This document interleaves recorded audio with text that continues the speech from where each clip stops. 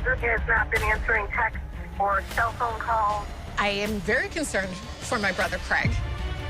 They're investigating a missing person. The idea that there was acid involved, that was vicious. This case is the story of a movie. Some of it was too hard to even believe. No one deserves what they did.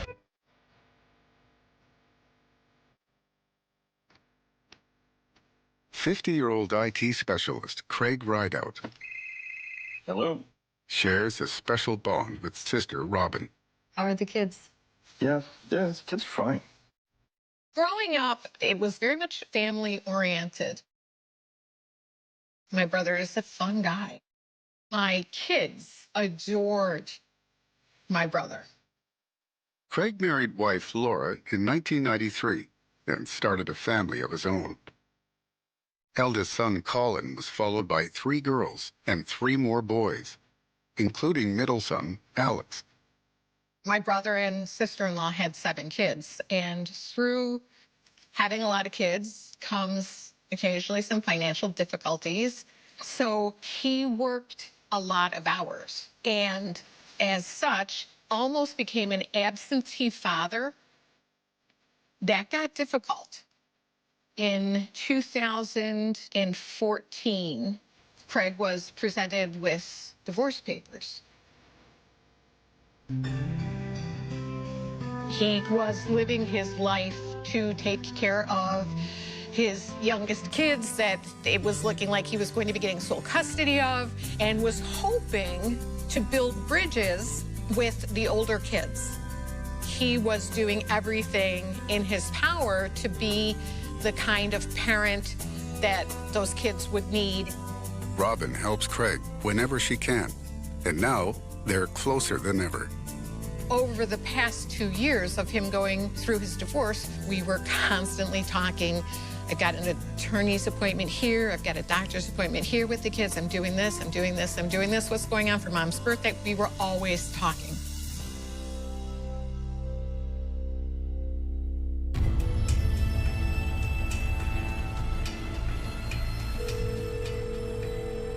Police emergency. My brother has not been answering texts or cell phone calls or emails, and I could be making a mountain out of a molehill.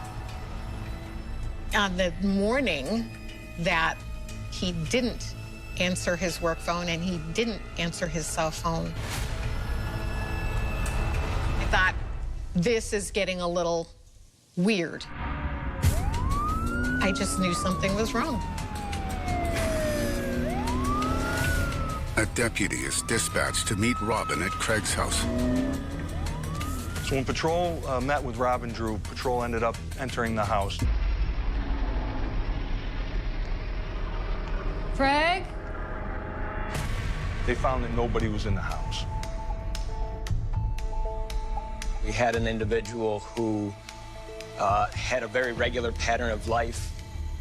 There was no suspicion of, him just up and leaving for no reason. But there was no sign of Craig at the house. It's now 18 hours since Robin has heard from Craig. Now things are starting to seem very suspicious and certainly made it believe that something bad could have happened. And at that point, Major Crimes was notified, and that's when I ended up responding to the scene. Monroe County requests a warrant for a full house search.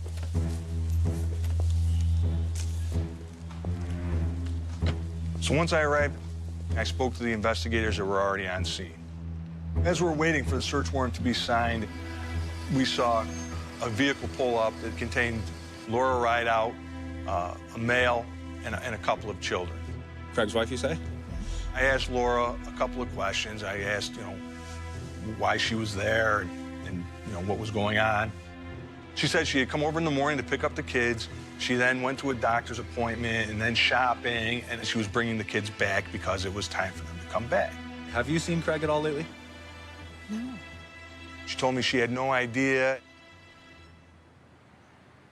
As part of Any missing person investigation, one of the things we look to do is to find out if they had a cell phone with them. Robin gave us his cell phone number. I'm gonna get off the phone company. Yes. The carrier always knows where that phone is roughly, just so that when a call comes in, they can make contact. Yeah, I need a ping on a phone. So in this case, the ping showed that the phone was in fact down in Yates County.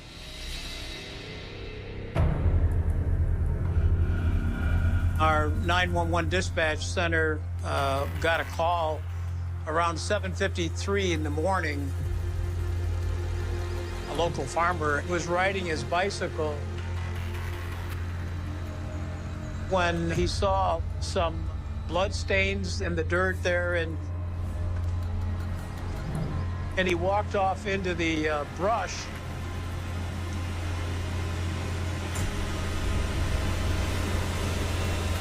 That's when he observed a brownish-colored tarp.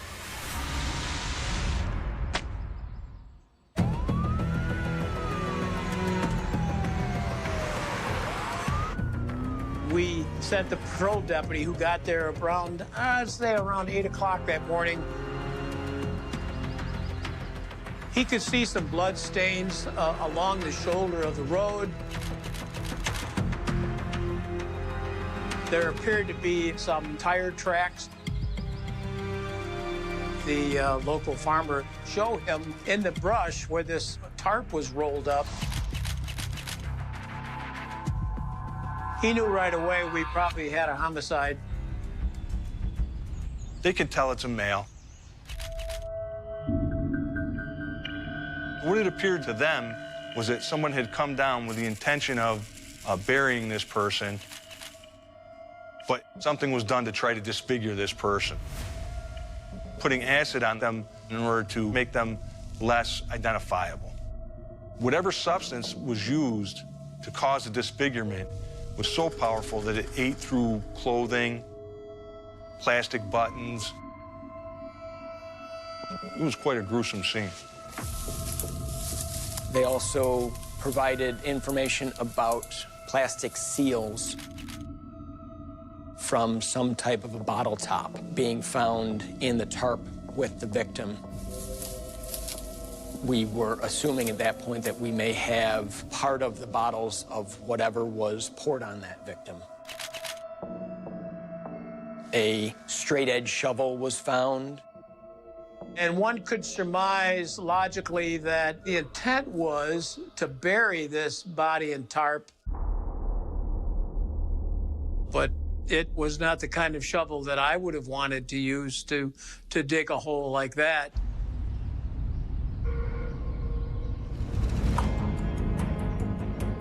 Investigator Manahan and Investigator Butler were both leaning down, looking at this body, which they didn't want to disturb, while they were hovered over the body.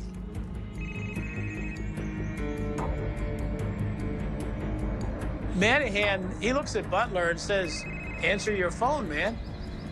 And Butler looks back at him and says, "Answer your phone."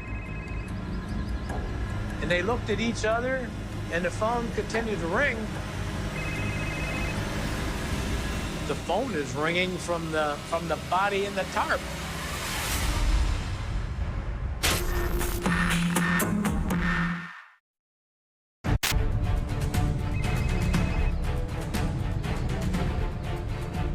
First responders had called that phone in an attempt to contact Craig.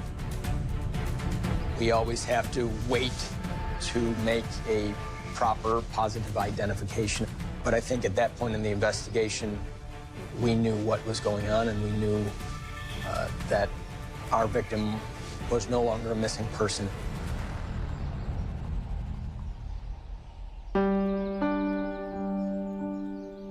Whoever did this didn't transport a live victim down there, so our assumption was that we would find the crime scene either at the victim's home or somewhere in our county.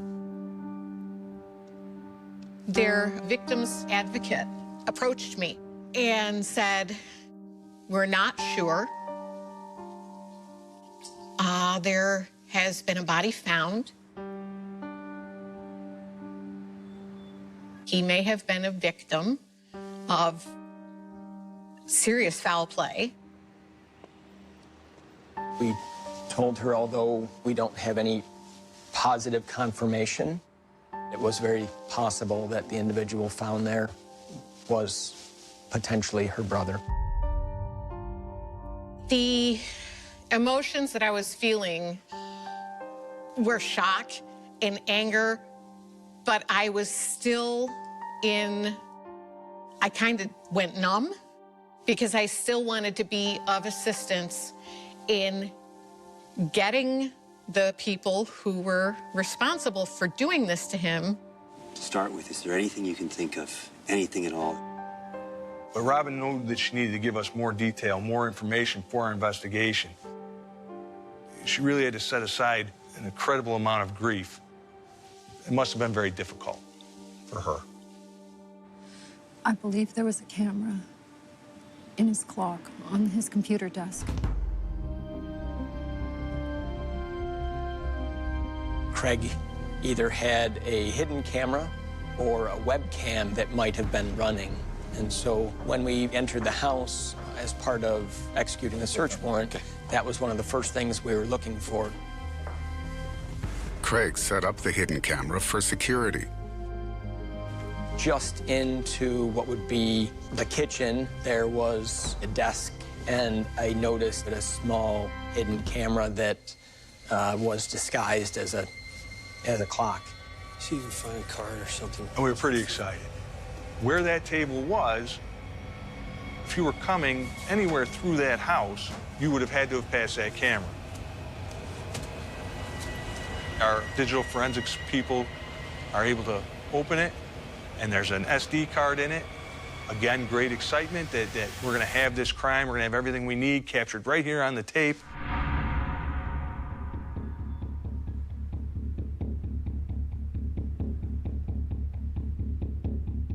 As I watched video after video, I found video of just his young son sitting there working on a computer. I found a number of just day-to-day videos captured on it. And unfortunately, that memory card appears to have been filled up. Didn't overwrite itself, it just stopped recording. So I didn't have anything captured of the actual crime.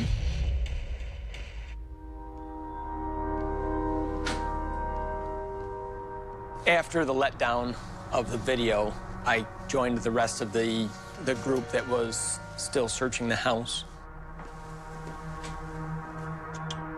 As we got to the basement stairs and looked down the basement stairs, we saw some cardboard boxes.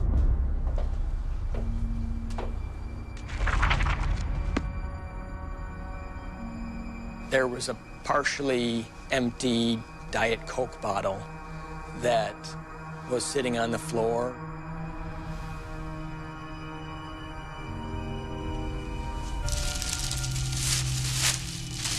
And I remember a black plastic garbage bag, and I kneeled down and tore the bag open, and it was there that I found paper towels that appeared to have been used to absorb blood. You're gonna want to take a look at this.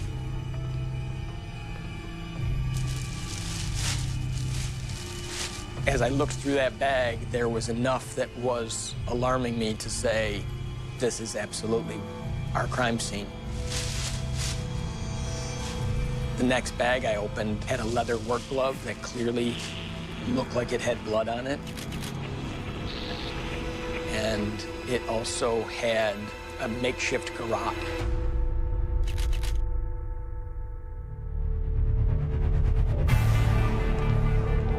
At this phase of it, we wanted to use what's referred to as an alternative light source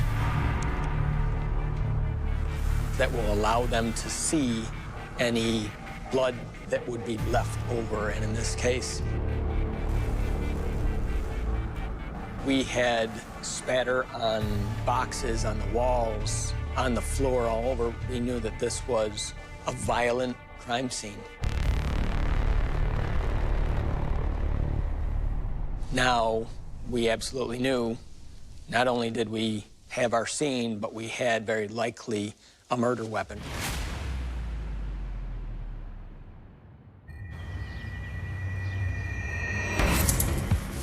body, believed to be Craig Rideout, was found 50 miles southeast of Craig's home. Now knowing that we had the murder scene in Monroe County, Yates County had the victim down in their county, we got cellular records from the victim's cell phone. The carrier captured a number of rough locations of where this phone was. Due to that, we're able to kind of plot out the route that's taken from Craig's house down to Yates County. We then canvassed that entire route looking for any cameras that may have caught anything along the way. We collected hundreds of hours of video. We've started to now review that video. We're looking for the vehicle that was used to transport him to his grave. Detectives pull up footage from a hotel halfway to the makeshift burial site.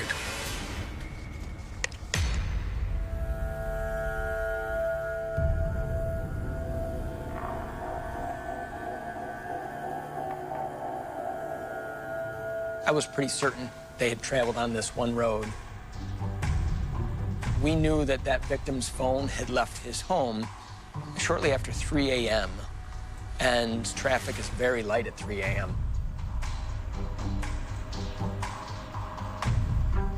You're hoping to see license plates, distinguishing characteristics of the vehicle. If you're real lucky, maybe you get a shot of a driver. Anything we can see.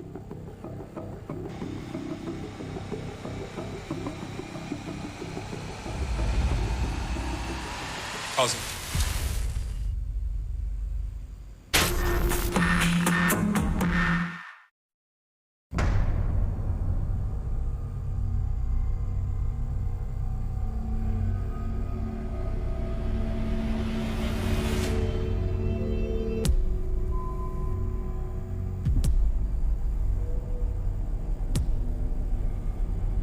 What that video showed was two vehicles traveling between here and the makeshift burial site. Zoom in on that.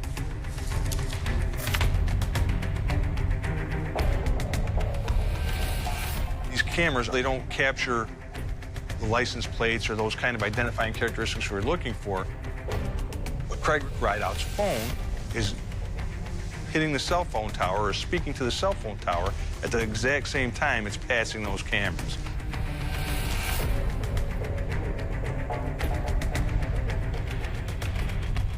Is that a sedan with a van?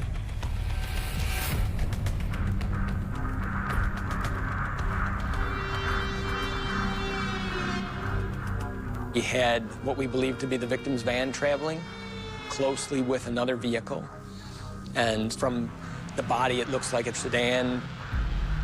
With almost no traffic on the road, detectives suspect these vehicles are traveling in convoy.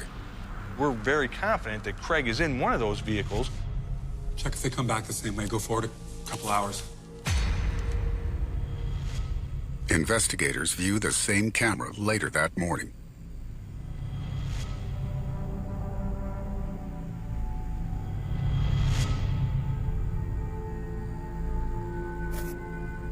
Now we see the same two vehicles returning, but now we're seeing them in daylight. One clearly a minivan, and one clearly a sedan.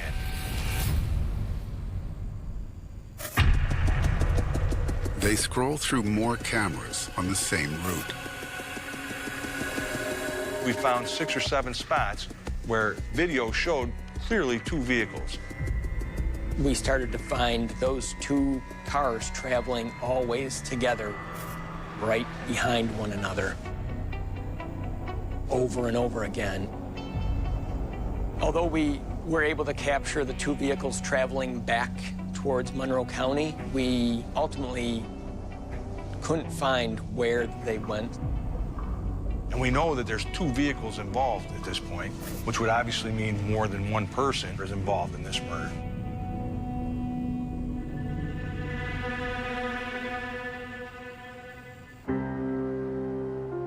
The medical examiner confirms the body found in Yates County is Robin's brother, Craig Rideout.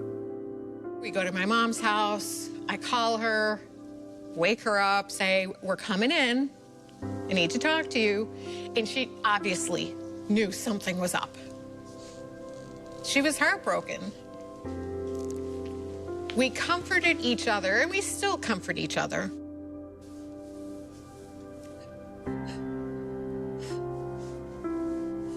One of the things that my brother Craig did when he was given his divorce summons, he said, bring Craig.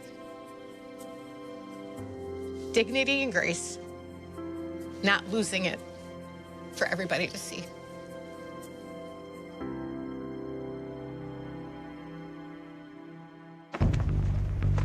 Investigators processed the physical evidence found alongside Craig's body. When Yates County did their crime scene investigation, they recovered a shovel. And on that shovel was a UPC code. And it gave us a good starting point for us to start looking at where this product is sold. There were no other of that specific model shovels sold anywhere in our area inside of the week, with the exception of just one, and it happened to be the closest Walmart to our victim's house. Big retailers usually have good video that we can go back on. They had sold a shovel sometime after midnight, about a day prior to the crime. Do you mind if we take a look at your footage? Can you start this at midnight?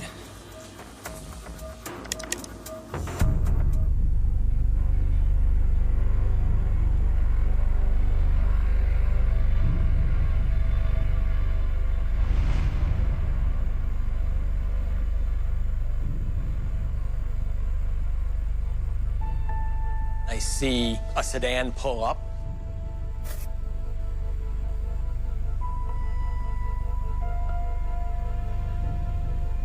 That car looks very similar to the car we had seen in our traffic cameras.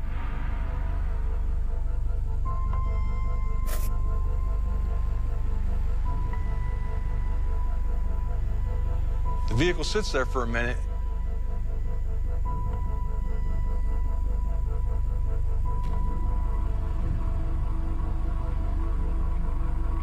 Zoom in on that for me.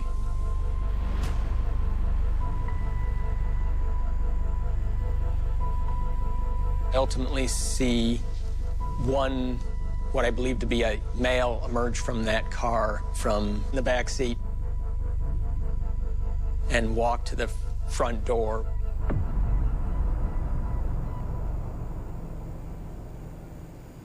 Do you have any other cameras?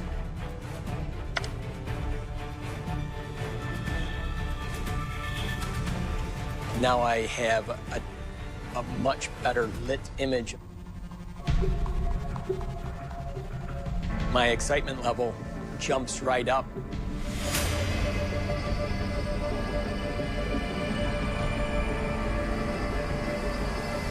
This is going to be one of the most crazy cases that I've been a part of working on.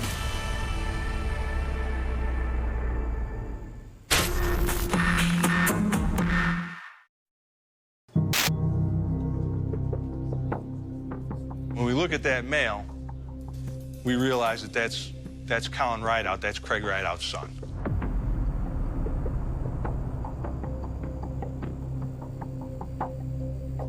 You follow him around the store? We jump around trying to see what he's buying in the store, and we end up at the cash register. It's an overhead view looking down.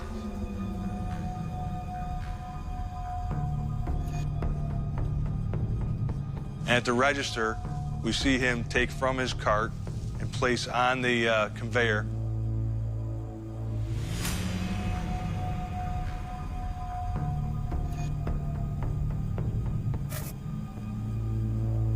that same shovel that we had seen down in Yates County.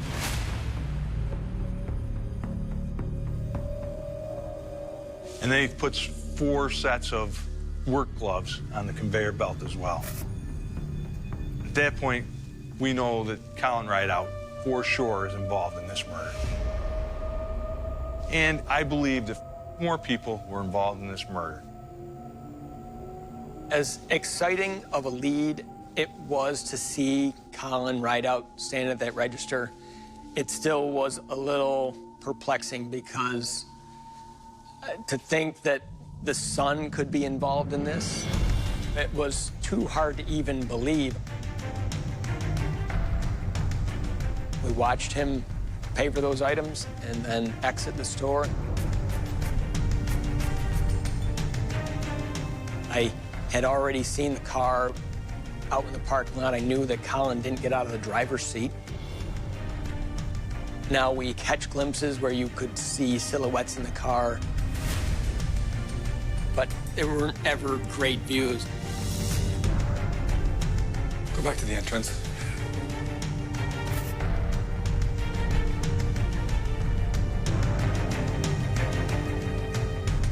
The entrance camera happened to look out from the doorway. This car pulls right up to the crosswalk, and now we have a much better image of the vehicle.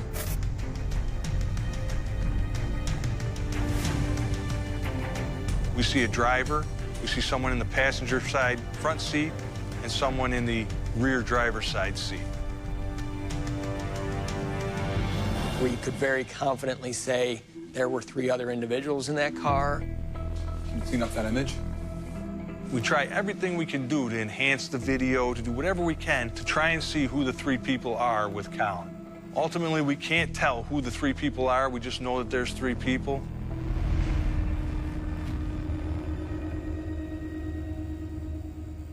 But we'd worked all night, and we were just to the point where we kind of thought we were going to go home for the day.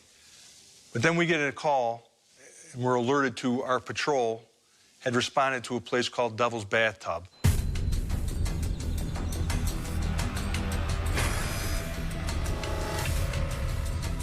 Well, a lady was up walking in the park.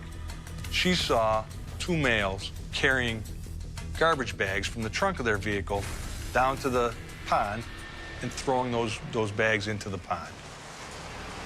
When we get there, we see that the deputies have the 2 individuals separated. Myself and my partner, we walked up, introduced ourselves. It was clear that this was Colin Rideout and Alex Rideout. All the while, we were recording on covert iPhone. We were recording our conversation. So what's going on? You and your brother were out for a walk? I mean, we were just like out, and then suddenly people show up, and it's like, well, I've never really encountered police before, so it was like, How old are you? I'm doing college next year. And I started talking to him about his father, his relationship with his father, if he was nervous that he hadn't heard from his father. He'd always threaten, oh, I could just disappear. And I figured he was on the next flight to Mexico. Have you heard anything from your dad? Well, I emailed him last night. I didn't hear from him. I've been kind of worried about him for, stuff's just been freaking me out. And at that time, the fire department had responded, and they were going to try and recover the bags from the pond. So I put my arm around Colin, and I said, Colin, they're going to bring those bags into the shore. You tell me what's in that bag before I see what's in that bag. It'll be better for you. I don't know what's in the bag. At that point, we went back to the parking lot where we found Alex. Alex, do you have any idea where your dad is? Alex was not at all shy about the fact that he did not like his father, and it was quite obvious that Alex idolized Colin. At that point, Alex gets a little restless with us, and he decides he wants to end the conversation. What I did at that time is I directed the road patrol deputies to bring them to get some food, whatever fast food restaurant they want to go to, but make sure they get drinks. We were able to recover the straws from those drinks that we had purchased their lunch with, and we used those straws to get our DNA profiles. At this point, we've recovered the bag. In those garbage bags, we find 4 bottles of drain cleaner. The bottles of drain cleaner have those plastic pull-off tops found at the crime scene, but they also contain UPC codes, or ways to track the purchase of those, similar to the shovel. We found clothing that was clearly bloody. So we bring Alex and Colin to the interview rooms. Ultimately, they don't want to talk anymore at that point. We don't want to let them go. We have a lot of evidence to further analyze. So the decision is made that we're going to arrest them for tampering with physical evidence. So what we find down at Devil's Bathtub, it gives us what we believe now to be 2 of the individuals that we saw or likely saw in that car. But I don't think the boys were the mastermind or the brains behind the operation.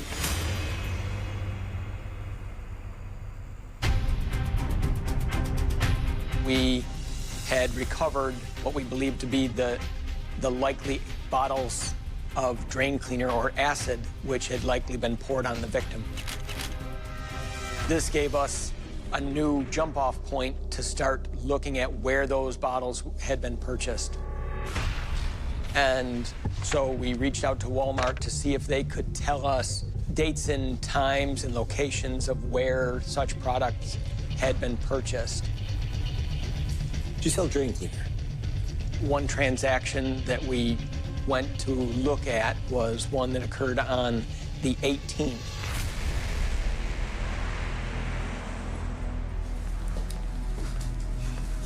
Can you bring me up footage from the 18th?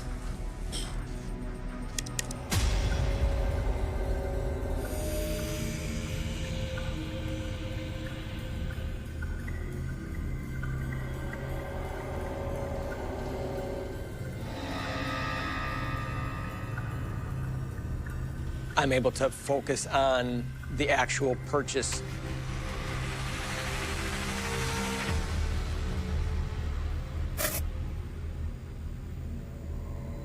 I see the 2 bottles of drain cleaner set up on the belt, and then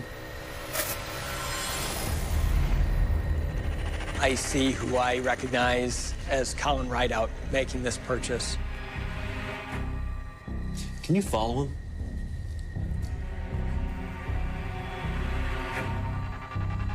I see Colin walking out by himself with the items he just purchased. We went back to focus on the outside cameras. And then all of a sudden, I see someone that I recognize.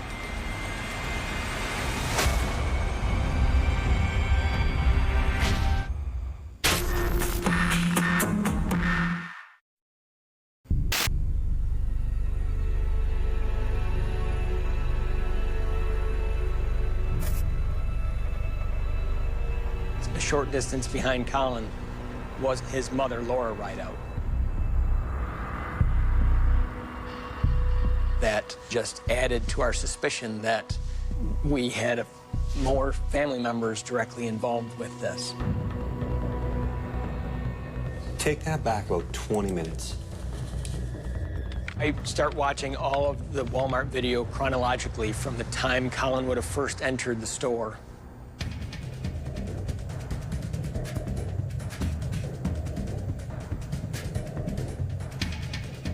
Colin is entering the store with his mother, Laura. I can finally tie Laura to the actual purchase of that drain cleaner that we know was involved in this. Investigators work to trace the purchase of the other items found at the scene.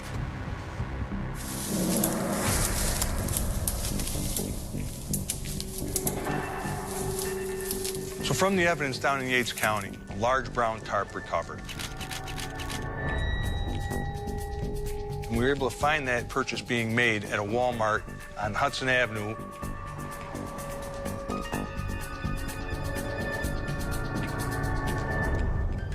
On the 19th, We knew that a transaction had occurred around 9 p.m.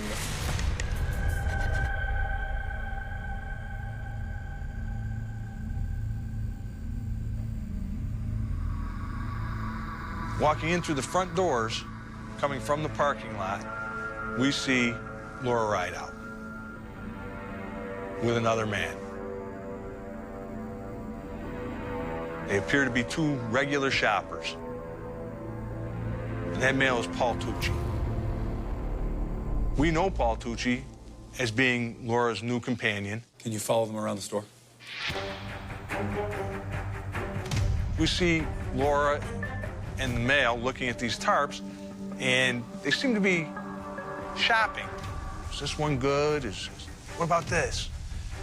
Just as you would shop for groceries. You can see the tarp, which we believe to be the tarp found with the victim wrapped in it. They check out, and they leave just like any other couple would leave with their purchases.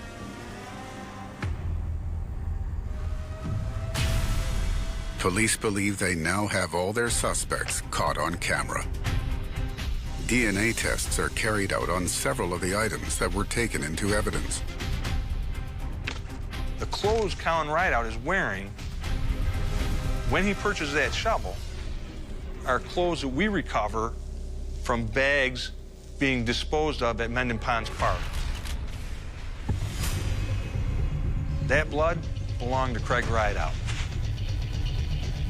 Alex Rideout, we have his DNA on items of clothing that are located in the basement of the home. Laura Rideout, she's wearing pants that have blood spatter on them. DNA matches those to Craig Rideout. We have Laura Rideout's DNA on a Diet Coke that was found in the basement. The T-shirt and shorts Paul Tucci wears at the store are never recovered. Video footage really helped make this case. I mean, the video footage is what gives us the route of the car going south. It gives us the route of the car coming back north. It certainly gives us, our suspects in this case, purchasing those items that we've recovered at the scenes. Without the video, this case would have been near impossible to solve. All these pieces of evidence were brought together in a way to form a case to charge 4 individuals for the murder of Craig Rideout.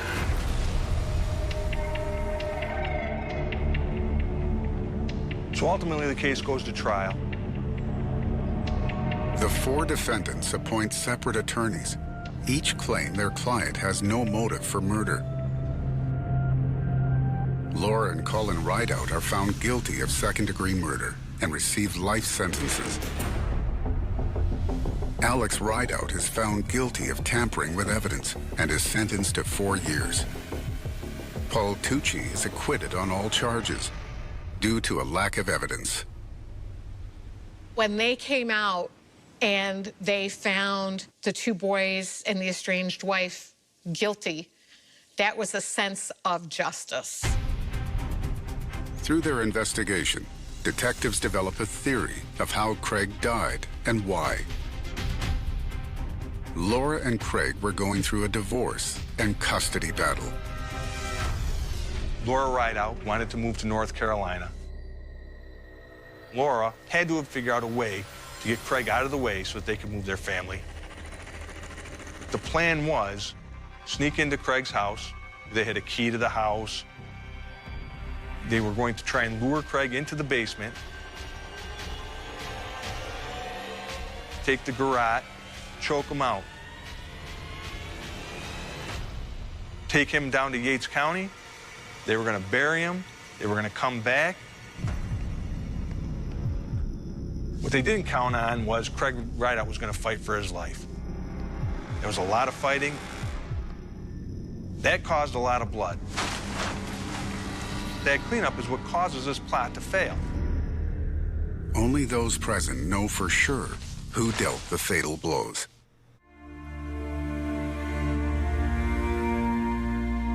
I know that Craig's estranged wife, she didn't just kill my brother. She took away a son, she took away an uncle, she took away a father, and in so doing, took away a mother to her own children, because she's behind bars for the rest of her life. The fact that two of Craig's own children were culpable in this crime is... Denver 2001 cold case solved. Trusted local priest charged with murder. The thin, freezing mountain air of Denver does not wash away the stains of the past. It preserves them, locking secrets beneath a jagged horizon of snow and granite until the truth becomes as cold and unyielding as the rock itself. It is July 2026, and the flickering neon signs of East Colfax Avenue cut through a sudden summer downpour, casting long, fractured shadows across an urban landscape that still carries the invisible scars of a generation. Inside the high-security walls of the Denver District Attorney's office, the air conditioning hums with a sterile, absolute intensity that offers zero comfort to the investigators staring at a worn manila file. This dossier has sat in the dark since the freezing winter of 2001, a collection of fading photographs, unclassified fingerprint cards, and desperate witness statements that outlasted 4 different police administrations.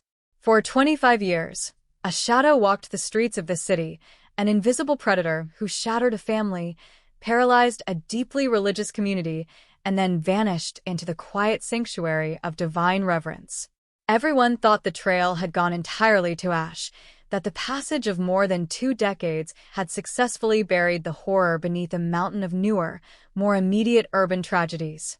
They were dead wrong. The killer wasn't a drifter moving through on the interstate. The monster didn't hide in the lawless camps of the high country.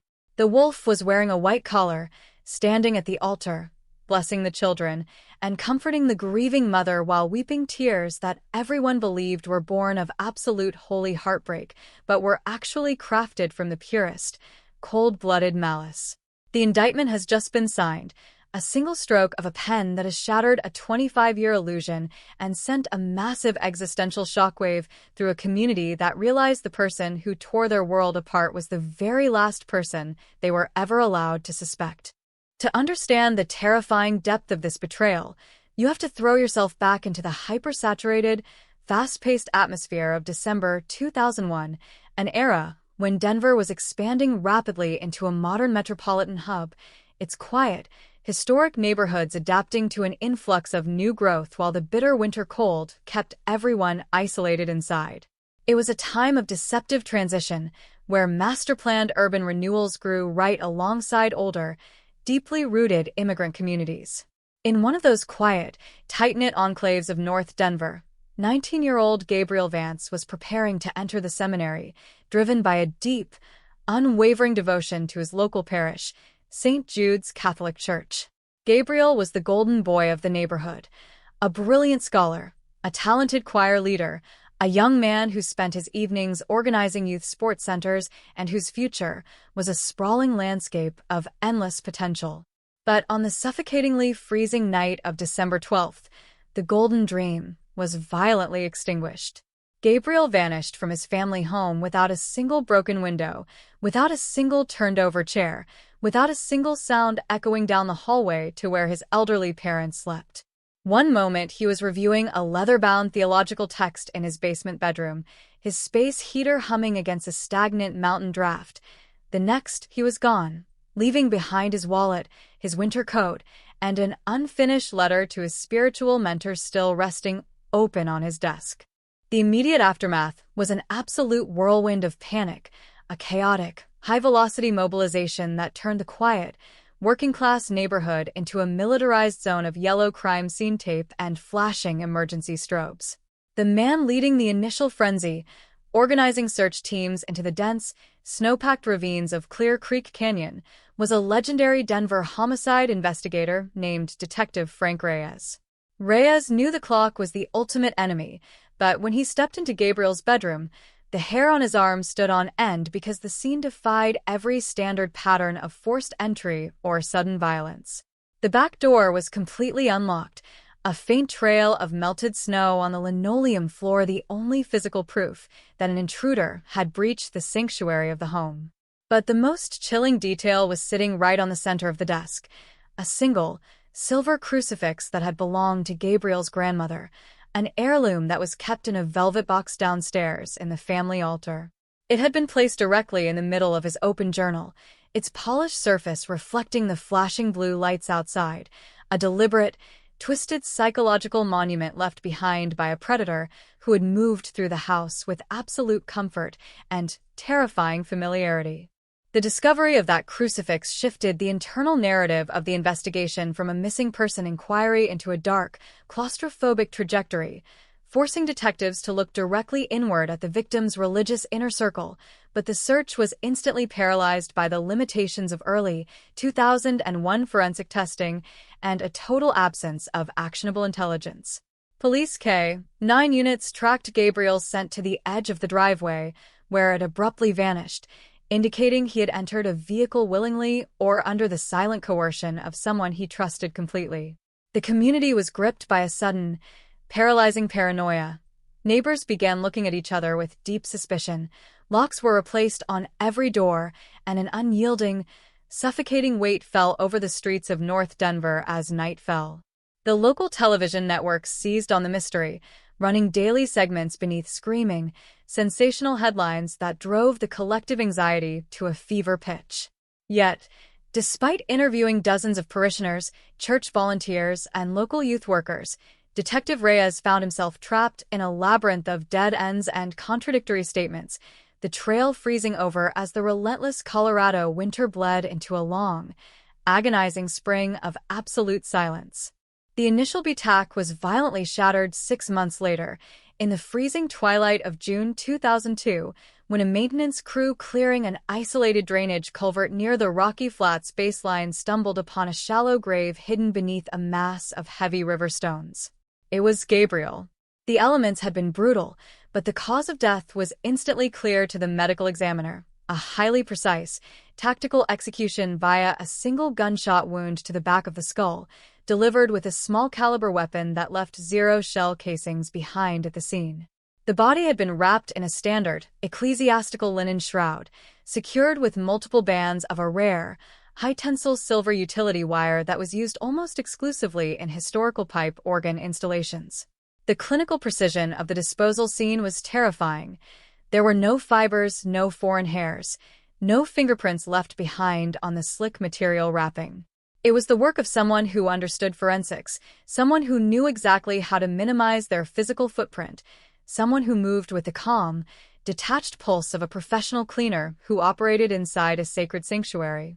The discovery of the burial site should have been the breakthrough the department needed, but instead, it exposed a deep, systemic paralysis within the local precinct, which was buckling under the weight of an unprecedented spike in urban crime and political pressure from church officials.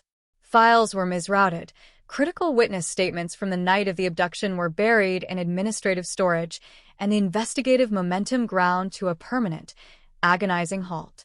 Detective Frank Reyes spent his final years before retirement staring at the crime scene photographs of that silver crucifix and the specialized organ wire, his private notebooks filled with sketches of the drainage culvert, and an unyielding sense of personal failure. The Vance family slowly disintegrated under the crushing weight of the unanswered question.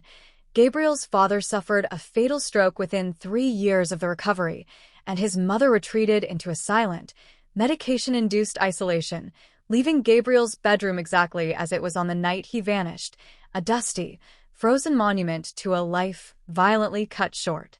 By the time the decade turned, the 2001 case file was stamped with the cold, bureaucratic red ink of a permanent cold case, relegated to the high, forgotten shelves of the county archives where old murders went to die. Decades passed, and the city underwent a massive, high-velocity transformation, its skyline rising, its analog systems replaced by a vast, interconnected digital landscape, while the science of the future quietly evolved inside the climate-controlled laboratories of a new generation of investigators.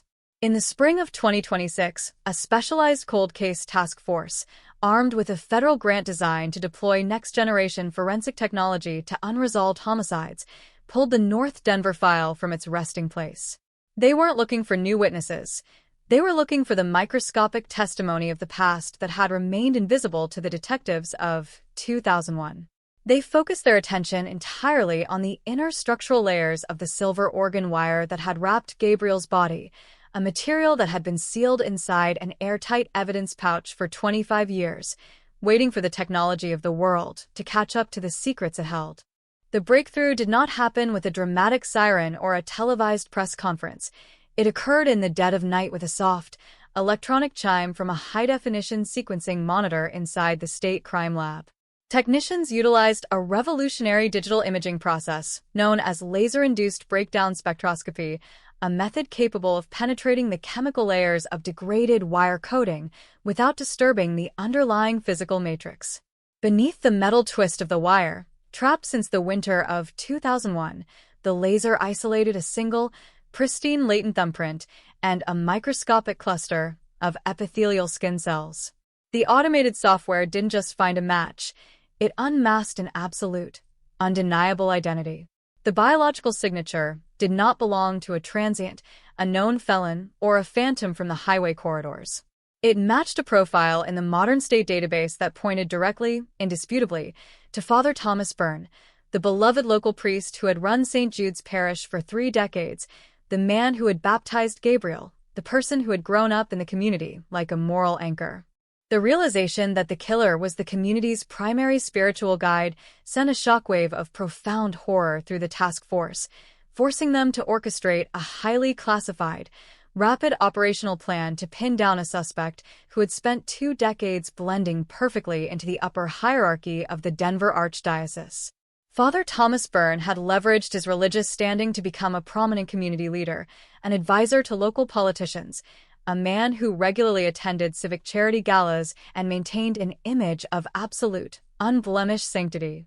For 72 hours, undercover surveillance teams tracked his movements, watching as the elegant, white-haired 71-year-old priest conducted daily mass, heard confessions from emotional parishioners, and returned to his luxurious rectory in the suburbs.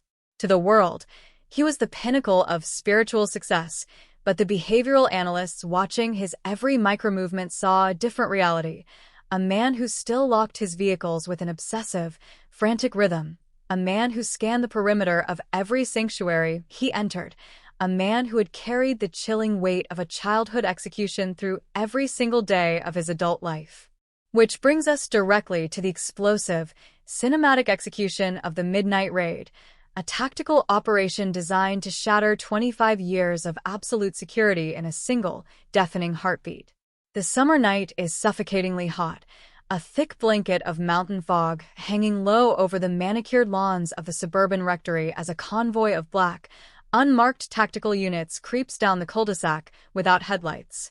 Heavily armed federal agents and state troopers, wearing night vision optics and full body armor, move across the damp grass with the silent precision of ghosts, their rifles raised, their breaths shallow in the heavy air.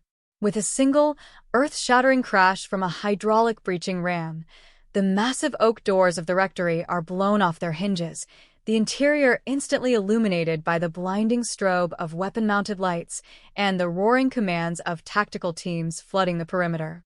Father Thomas Byrne is pinned to his expensive hardwood floor before he can even clear the sleep from his eyes, his wrists forced behind his back as the heavy steel handcuffs click shut, ending a flight from justice that had lasted nearly a quarter of a century. As the sun begins to rise over the sprawling canopy of Denver, casting a pale, golden light across the yellow police tape that now seals off the priest's residence, the news of the indictment hits the morning broadcasts like a physical blow to the heart of the state. The shockwaves are total, a profound existential rupture for a city forced to confront the terrifying reality that the holy man who had wept at the victim's grave was the very predator who had dug it. The legal battle ahead promises to be a complex, historic confrontation between the limits of human memory and the absolute, digital certitude of modern science, a trial that will drag the dark, obsessive secrets of 2001 back into the harsh glare of the public eye. But for the ghost of Gabriel Vance, and for a community fractured by a lifetime of unanswered questions, the long, suffocating night of Batak is finally over, the silence of the past replaced at last by the heavy, unyielding strike of a judicial gavel. The second movement of this legal reckoning unfolds within the cold, echoing confines of the Denver processing facility, where the material armor of Father Thomas Byrne is systematically stripped away by the unyielding hand of state authority. The transport van brings him down into the subterranean garage under a heavy guard of armed marshals, the tires screeching against the damp concrete floor.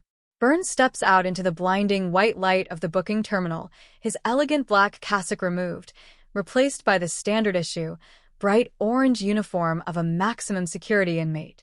He does not pray, he does not invoke the authority of the Vatican, and he does not look at the booking officers who register his height, weight, and biometric profile.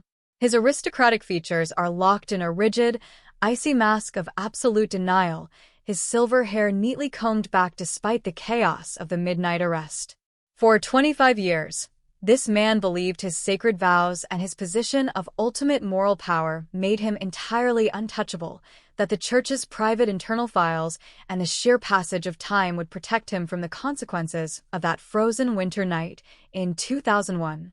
But as his fingers are pressed against the glass screen of the digital fingerprint scanner, the modern world closes its mechanical teeth around his history, showing him that the molecular traces of a crime can wait forever in the dark.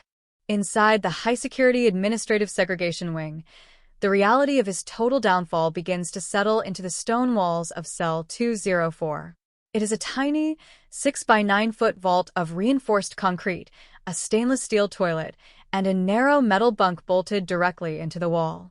The continuous, industrial hum of the automated ventilation system is the only sound cutting through the heavy silence of his isolation, a sound that replaces the grand pipe organ music and the reverent whispers of his former parish. On the small concrete table next to his bed rests a thick, black three-ring binder containing the state's initial discovery exhibit packet, a clinical, unyielding documentation of a betrayal that has fractured a city's soul. Burns sits on the edge of the mattress, his long, pale hands shaking slightly as he opens the binder, his analytical mind tracking the rows of genomic charts, laser-lifted diagnostics, and historical logistics logs. He reviews the pages with the precise, detached focus of a canon lawyer looking for a procedural loophole, but the language of next-generation molecular biology contains no gray areas, no room for spiritual absolution, and no administrative escape hatches. The foundation of the state's case, as detailed in the clinical text of the indictment, centers entirely on the absolute physical preservation of the silver utility wire that had bound Gabriel Vance's ankles and wrists inside that drainage culvert. In the immediate aftermath of the recovery in June 2002, the primitive homicide technicians had focused their testing on the exterior of the river stones and the organic decay of the shallow grave, treating the binding wire as a standard piece of hardware infrastructure. The material had been logged into a specialized cardboard box and transferred to the county's long-term climate-controlled repository in Aurora, where it sat undisturbed for over 2 decades. But the biological material didn't rot. In the spring of 2026, the Specialized Cold Case Task Force deployed laser-induced breakdown spectroscopy to penetrate the microscopic chemical sublayers of the silver plating without altering the underlying physical matrix of the metal. The automated scan unmasked a pristine, encapsulated latent thumbprint, and a concentrated cluster of epithelial skin cells that had been pressed into the twist of the wire since the moment it was pulled taut against the linen shroud. Burns' jaw tightens until his muscles ache as he stares at the digital magnification of his own skin ridges projected onto the center of the printed page. The bright green alignment indicators isolating the matching minutiae points look like a coordinate grid, a permanent, inescapable map of an execution that he had carelessly left behind when he was 46 years old. He remembers that freezing December night with a clarity that the passage of 25 years had never been able to dim, no matter how many thousands of confessions he had heard since. He remembers the thick, suffocating smell of the incense burning inside the empty church, the low hum of the basement furnace near the organ pipes, and the sharp, distinct snap of the silver wire as he twisted it with pliers to secure the boy's body in the back of his parish van. He had been so careful, He had worn vestments that left no synthetic fibers, he had cleaned the basement tiles with industrial solvents, and he had used his official clerical clearance to enter the remote perimeter of the Rocky Flats nuclear buffer zone, a restricted military territory where no ordinary citizen would ever think to look for a grave. He had beaten the detectives of 2001 because their department was completely overwhelmed by the chaos of a rapidly changing city and primitive tracking databases. But he had forgotten that science does not operate on a human timeline, and that the microscopic grooves of a piece of installation wire would serve as an unyielding time capsule, holding his biological signature intact until the world was ready to read it. While Byrne remains locked inside the sterile silence of his cell, the city of Denver is waking up to an absolute institutional and spiritual cataclysm that is tearing through the historic parish communities of the valley like an earthquake. The morning news broadcasts continue to lead with the shocking footage of the midnight raid on the rectory, the anchors' voices carrying a mixture of profound shock and urgency as they read the details of the indictment. Denver 2001 cold case solved, trusted local priest charged with murder. In the quiet, working-class neighborhoods of North Denver, where the Vance family had maintained their presence for generations, residents stand on their porches in the early morning air, watching in paralyzed silence as a fleet of unmarked federal vehicles and state forensic units surround St. Jude's Catholic Church, sealing the entire sacred property behind miles of bright yellow crime scene tape. The older generation of regional residents, those who had lived through the terrifying, paranoid winter of 2001, are suddenly plunged into a vivid state of retrospective trauma. They remember the paralyzing fear that had gripped every household after the young seminary candidate vanished without a single cry or trace of forced entry, the immediate installation of advanced deadbolts and outdoor security lighting, and the way parents began looking at every passing vehicle with defensive suspicion. For 25 years, they had comforted themselves with the clean, convenient narrative that Gabriel Vance had been the victim of a random, transient predator, a drifter passing through on the interstate who had targeted the neighborhood by chance before vanishing back into the high mountains. Now, they're forced to confront a reality that is infinitely more grotesque. The monster wasn't an outsider lurking in the shadows of the highways. The predator was their own parish priest, the holy man who had shared their family dinners, who had stayed in their guest rooms, who had blessed their newborn children, and who had stood on their lawns weeping tears of synthetic grief while holding a candle at Gabriel's memorial vigil. At the Denver Police Headquarters, the original investigative notebooks of Detective Frank Reyes are being systematically digitized by the Cold Case Task Force, revealing a tragic historical pattern of a department that had been completely blindfolded by the killer's proximity to the heart of the community's moral core. Reyes's field notes from the winter of 2001 describe a 46-year-old Father Thomas Byrne who was constantly present at the center of the active investigation, volunteering to coordinate student search parties, distributing missing person flyers across the metropolitan campuses, and acting as a primary psychological buffer between the police department and Gabriel's devastated mother. Byrne had utilized his status as the spiritual leader of the family to embed himself directly inside the flow of the active operational command, using his access to monitor the detectives' progress, to steer their suspicions away from the parish infrastructure, and to ensure that his own absolute security remained undisturbed while the trail went cold. Inside the high-security consultation room of the jail, the state's lead prosecutor sits across from Byrne's defense team, her face an unreadable mask of professional certitude. She doesn't offer room for negotiation or plea bargains.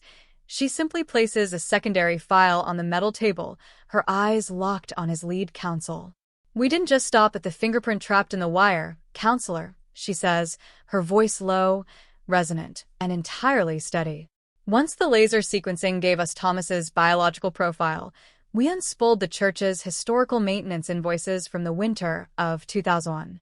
We looked at the capital improvement project records for the historic restoration of the St. Jude's pipe organ. Do you know what we found? We found that in November 2001, that specific parish warehouse held an exclusive contract for the exact brand of high-tensile silver utility wire recovered from the river burial site, a wire that was coated with a specific chemical alloy used only in European organ construction. Your client didn't buy that wire at a neighborhood hardware store. He stole it from his own church installation to wrap his altar boy's body. The defense attorneys do not speak immediately, their faces hardening as the circumstantial data begins to interlock with the molecular science, forming an inescapable chronological cage around their client. They realize that the very spiritual authority that had protected Byrne for 25 years, his church's wealth, his high-level political connections, his unblemished social standing, has been converted into the primary engine of his destruction, providing the prosecution with a clear, undeniable line of physical access to the instruments of the crime. The narrative of a dedicated, peaceful holy man is completely dead, replaced by a dark, clinical record of an obsession that had been hidden behind a white collar for nearly a quarter of a century, leaving the defense with no alternative but to launch a savage, scorched-earth campaign to challenge the constitutional validity of the laser technology itself before the historic trial can even commence. As the daylight fades over the high concrete towers of the county jail, casting long, bloody shadows across the sterile corridors of the administrative segregation wing, the city of Denver faces a profound, lingering confrontation with its own historical ghost. The collective psyche of the community remains trapped in a state of suspended animation, a dark realization that the passage of time is no longer a guarantee of peace, and that the shadows of the past possess the capability to reach across more than 2 decades to drag the truth into the light, forcing an entire generation to answer for the betrayal they spent a lifetime trying to bury in the church dirt. The quiet hours of the graveyard shift inside the administrative segregation unit bring no relief to the terminal structural collapse of Father Thomas Byrne's composure. The closed-circuit security monitors inside the guard station capture him sitting completely motionless on the edge of his narrow bunk at 3 a.m., his orange uniform top cast aside, his bare, weathered shoulders pressed against the freezing concrete wall as he stares intently at his own long fingers. His lips are moving in a rapid, silent, and frantic mutter, a low, rhythmic recitation of Latin liturgy, parish coordinates, and the specific geographic turnoffs along the Rocky Flats highway grid, a maddening loop of a memory that has finally transformed from his secret sanctuary into his permanent prison. He refuses to consume the standard jail rations, his physical frame beginning to shrink noticeably under the intense, shadowless glare of the fluorescent light, the grandfather clock of justice ticking down the minutes until his opening statement, where the mask he wore for 25 years will be violently ripped away from his face forever. The prosecution team uses this final midnight window to finalize their master presentation, locking each piece of digital evidence into an airtight, interactive timeline that will leave no room for alternative explanations when the jury takes the box. They have built a comprehensive 3-dimensional digital model of the North Denver neighborhood from December 2001, tracking the exact geographic boundaries of the Vance residence and St. Jude's Parish to demonstrate the chilling physical proximity of the predator to his prey.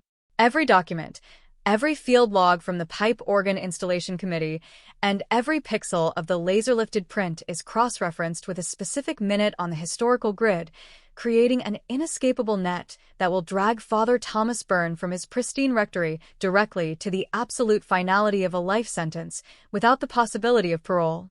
As the first winter fog of the changing season begins to roll over the jagged peaks of the Front Range, swallowing the city landscape in a cold, gray embrace, both sides prepare for the commencement of the full criminal prosecution, a historic confrontation where the illusions of spiritual sanctity will be weighed against the absolute certainty of modern molecular evolution, and where a family's 25-year night of unyielding agony will finally face its definitive, thunderous conclusion.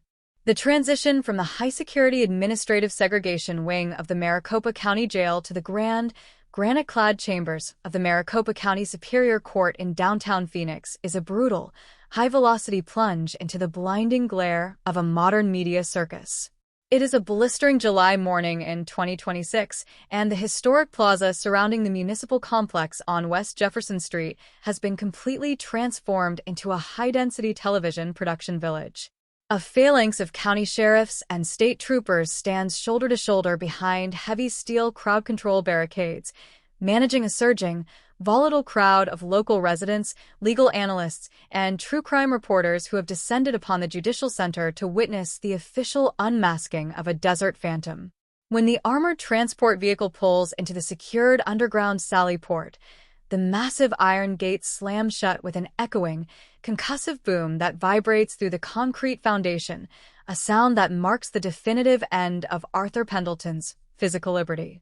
He is led up the rear elevator in heavy ankle shackles, the rhythmic, metallic clinking of the iron chains sounding like a ticking clock, a stark contrast to the quiet, entitled footsteps he had taken through his pristine Scottsdale community just days earlier. Inside courtroom 5B, the atmospheric tension is heavy, the air conditioned to a sterile, freezing intensity that does not diminish the suffocating scent of wet pavement, nervous sweat, and collective anxiety. Every single oak bench in the public gallery is packed to its absolute physical capacity, leaving zero standing room. In the very front row, sitting with a rigid, heartbreaking posture, is Laura's surviving mother. Her fragile frame is wrapped in a dark shawl despite the external heat, her thin hands trembling as she clutches a small, sun-faded photograph of her daughter from 1991, her bright, ambitious eyes staring out at a room that had forgotten her for 35 years. When the side door opens and Arthur Pendleton is led into the well of the courtroom, a collective, audible gasp ripples through the crowd like a wave of electricity. Seeing him in the stark, oversized orange inmate jumpsuit, without his signature golf shirts or his clean retirement attire, strips away the last remnants of his respectable public servant persona. He looks shockingly smaller, an old man whose calculating mask has been violently peeled back, his gaze fixed firmly on the polished wood of the defense table, completely refusing to turn his head toward the gallery or the battery of cameras tracking his every micro-movement. The Superior Court judge takes the bench, the sharp, authoritative strike of his wooden gavel cutting through the low murmur of the room like a gunshot. The proceeding is a high-stakes legal exercise designed to formally establish the state's intent to prosecute a crime that has been frozen in time since the sweltering autumn of 1991. The lead prosecutor stands at the podium, her posture commanding, her voice carrying a cold, resonant authority that immediately fills the room. She does not begin with an emotional speech. She begins with a hard, clinical reading of the criminal indictment into the record.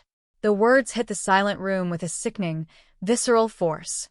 The state of Arizona officially charges Arthur Pendleton with 1 count of first-degree premeditated murder, kidnapping, and felony murder in connection with the October 1991 disappearance and execution of Laura Vance. As the prosecutor reads through the newly uncovered forensic details, the point-by-point contact-free laser mapping of the latent print trapped inside the grain of the vintage copper coin, the structural mapping data tracking back to his municipal drainage logs, the sheer, cold-blooded calculation of the crime becomes undeniable. Arthur's lead defense attorney, a prominent, high-priced white-collar fixer, stands at his table, his voice booming through the courtroom's sound system as he attempts to mount an immediate challenge to the state's aggressive posture. He argues for a reasonable bond, citing his client's total lack of a prior criminal record, his 30 years of dedicated municipal service to the city of Phoenix, and his deep, unchanging roots in the local retirement community. Mr. Pendleton is a highly respected public servant, the lawyer states, his hand gesturing toward the quiet, shaking figure sitting next to him. He has lived in the valley his entire life, raising a family and contributing to local civic organizations. To hold an elderly citizen without bond based entirely on a single piece of 35-year-old physical evidence that has sat in a dusty, unregulated storage locker for decades is an egregious violation of his constitutional rights. But the prosecutor fires back instantly, her voice dropping to a dangerous, icy register that leaves zero room for compromise. The state is not prosecuting the peaceful retiree sitting at that table today, Your Honor, she declares, pointing a steady finger across the aisle. We are prosecuting the 33-year-old predator who used his official municipal authority to target a young woman, who breached her security in the dark, led her into the isolated expanses of the desert, and executed her with a single bullet to the back of the skull before concealing her remains inside a subterranean concrete vault like a piece of industrial debris. The evidence against this defendant is not a circumstantial theory. It is a permanent, digital molecular signature trapped inside the very metal of the coin he left behind as a twisted token of dominance. He has successfully evaded the scales of justice for 35 years, living a life of absolute peace that Laura Vance was ruthlessly denied, all while using his city pension to fund his comfort. He represents a supreme flight risk and a profound danger to the integrity of this historic process. The state requests that he be held in administrative segregation without bail. The judge does not hesitate. He reviews the confidential forensic reports and the infrastructure logs submitted by the Cold Case Task Force, his face an unreadable mask of solemn gravity. With a sharp, final strike of his gavel, bond is officially denied. Arthur Pendleton is remanded to the high-security wing of the Maricopa County Jail, ordered to be held in administrative segregation until his formal trial. As the sheriff stepped forward to lead him out of the courtroom, Arthur's eyes briefly sweep past the front row of the gallery, his cold, vacant gaze colliding for a fraction of a second with the tear-streaked face of Laura's mother. There is no remorse in his expression, no silent plea for forgiveness. There is only the flat, calculating detachment of an old operator who has finally run out of paths to run down.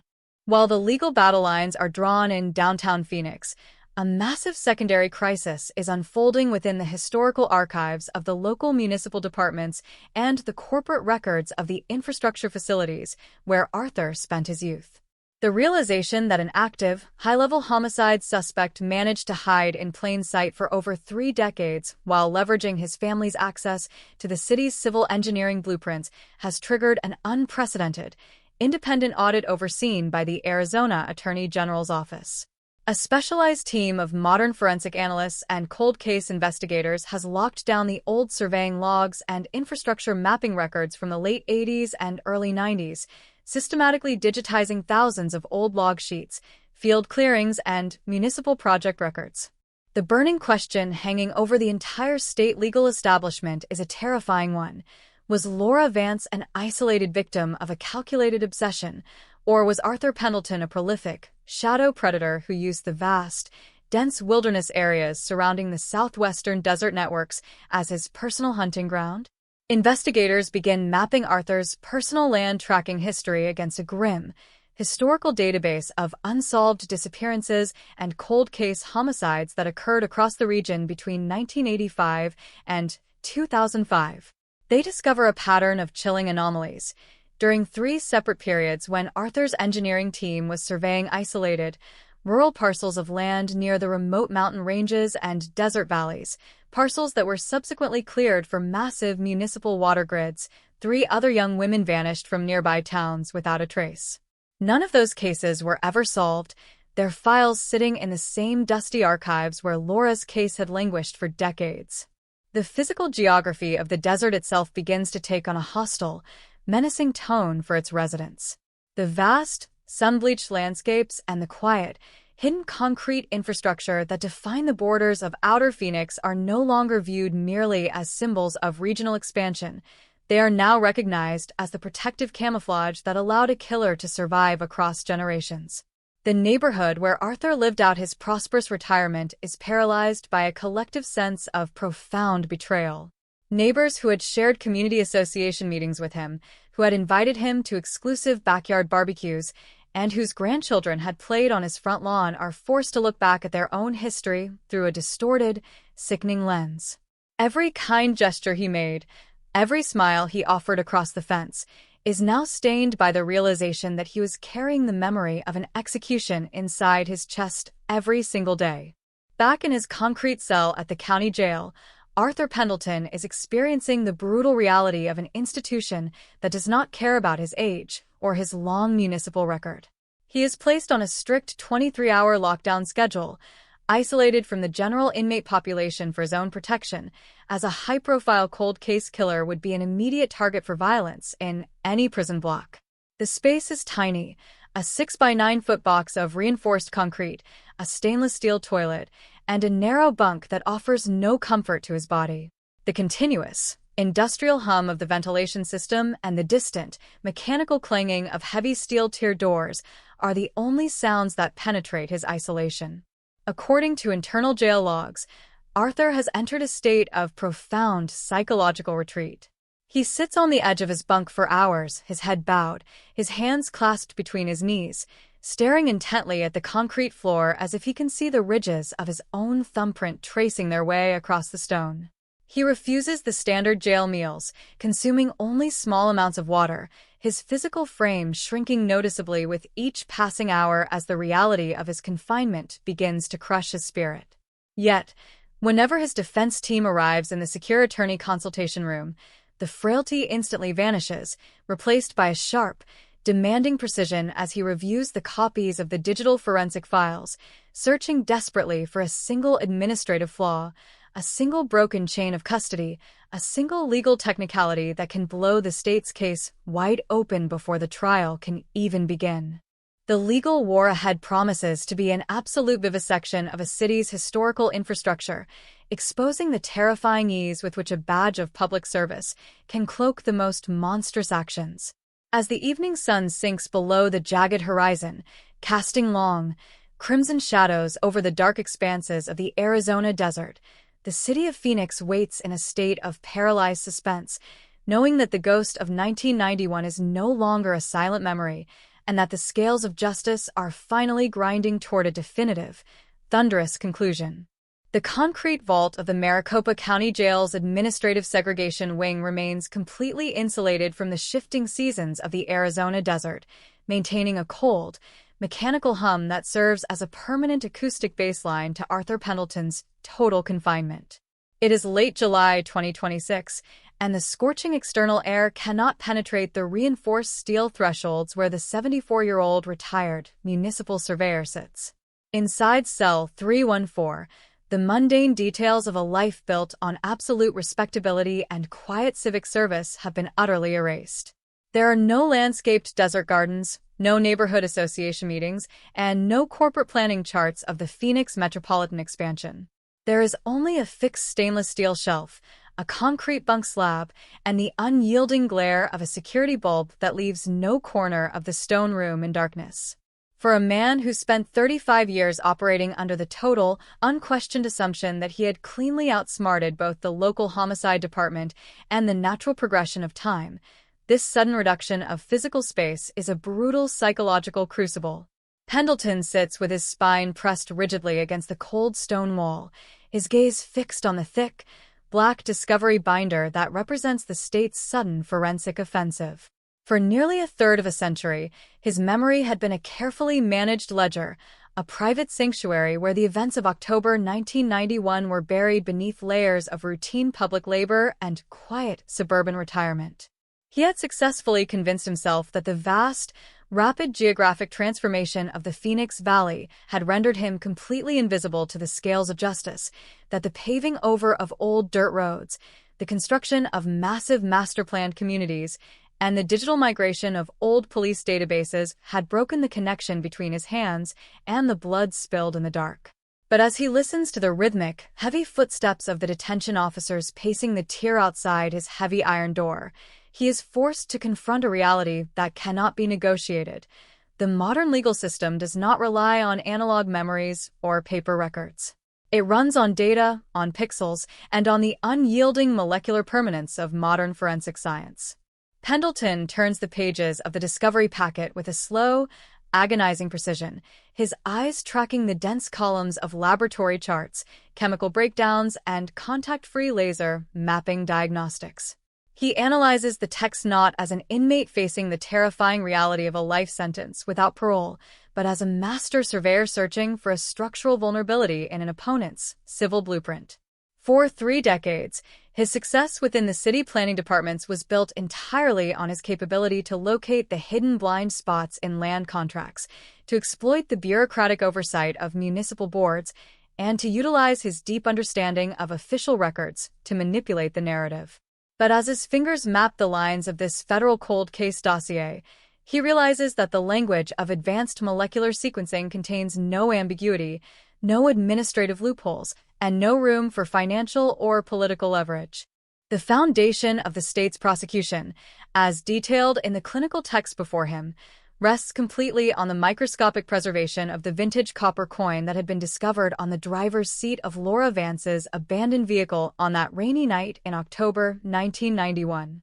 In the immediate aftermath of the abduction, the original detectives had been blinded by the physical chaos of the storm and the primitive tracking systems of the era, focusing their primitive testing on charcoal dustings that failed completely to yield a classifiable series of skin ridges from the stamped, textured profile of the coin. The artifact had been labeled as an unclassifiable relic, sitting undisturbed inside an airtight preservation pouch within the county's long-term storage facility in downtown Phoenix. But the biological material didn't decay.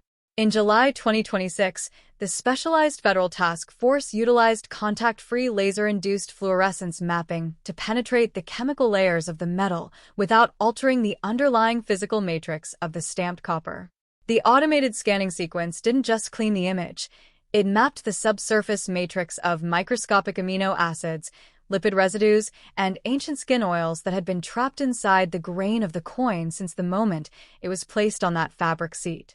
Arthur's jaw tightens until his muscles ache as he stares at the massive digital magnification of his own thumbprint projected onto the center of the white page. The bright green digital markers isolating the matching ridge characteristics look like a coordinate grid, a permanent, inescapable map of a 1991 abduction that he had carelessly left behind when he was 33 years old.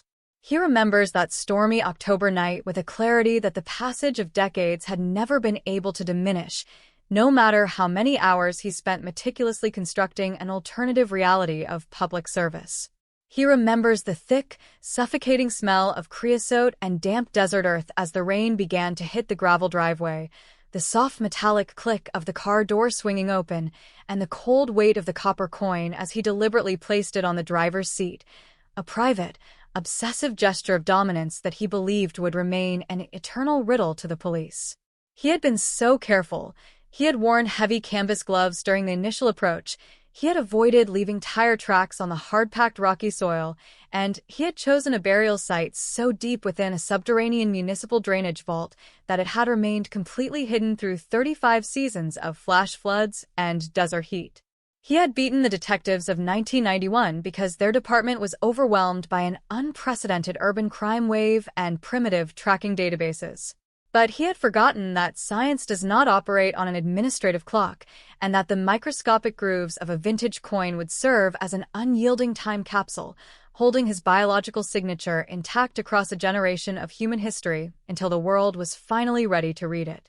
While Pendleton remains locked inside the absolute, sterile silence of his cell, the city outside the prison walls is experiencing an unprecedented social and institutional rupture that is tearing through the quiet residential communities of the valley like an earthquake.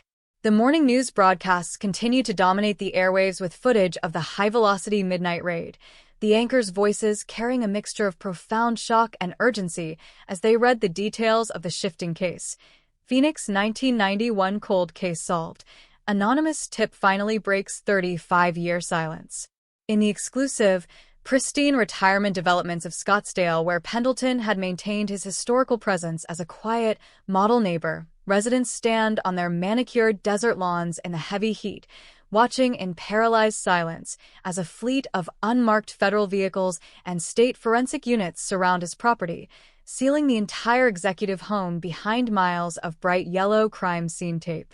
The older generation of regional residents, those who had lived through the frantic, terrifying autumn of 1991, are suddenly plunged into a vivid state of retrospective trauma.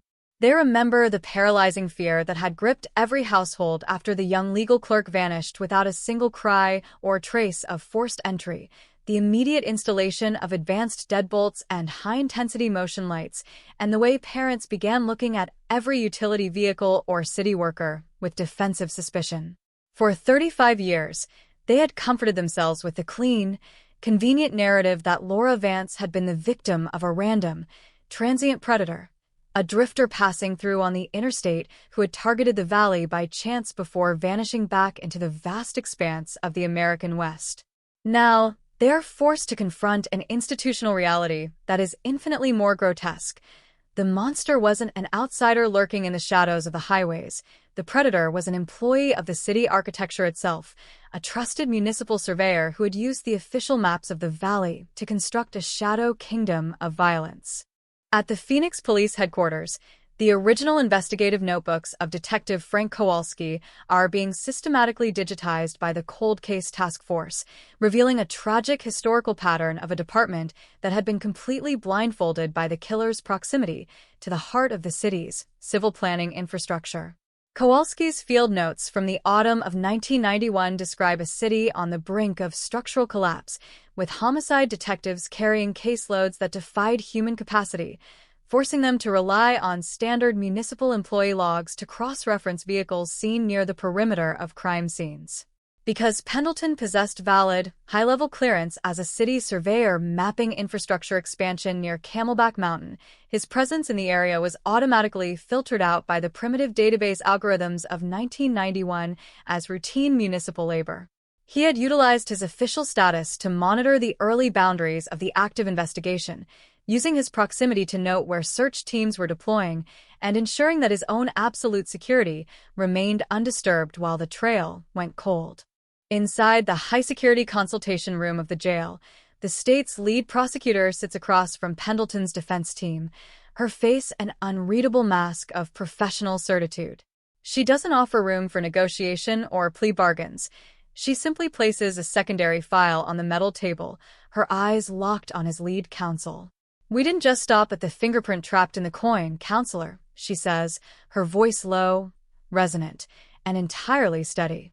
"Once the contact-free laser mapping gave us Arthur's biological profile, we unspooled his entire professional logging history from October 1991. We looked at his field survey assignments for the municipal drainage expansion project north of the city grid. Do you know what we found? We found that in the exact week Laura Vance disappeared, your client signed off on the structural inspection of the remote, subterranean valve vault where an independent surveying crew just discovered her remains. He didn't just happen to find that hiding place, counselor.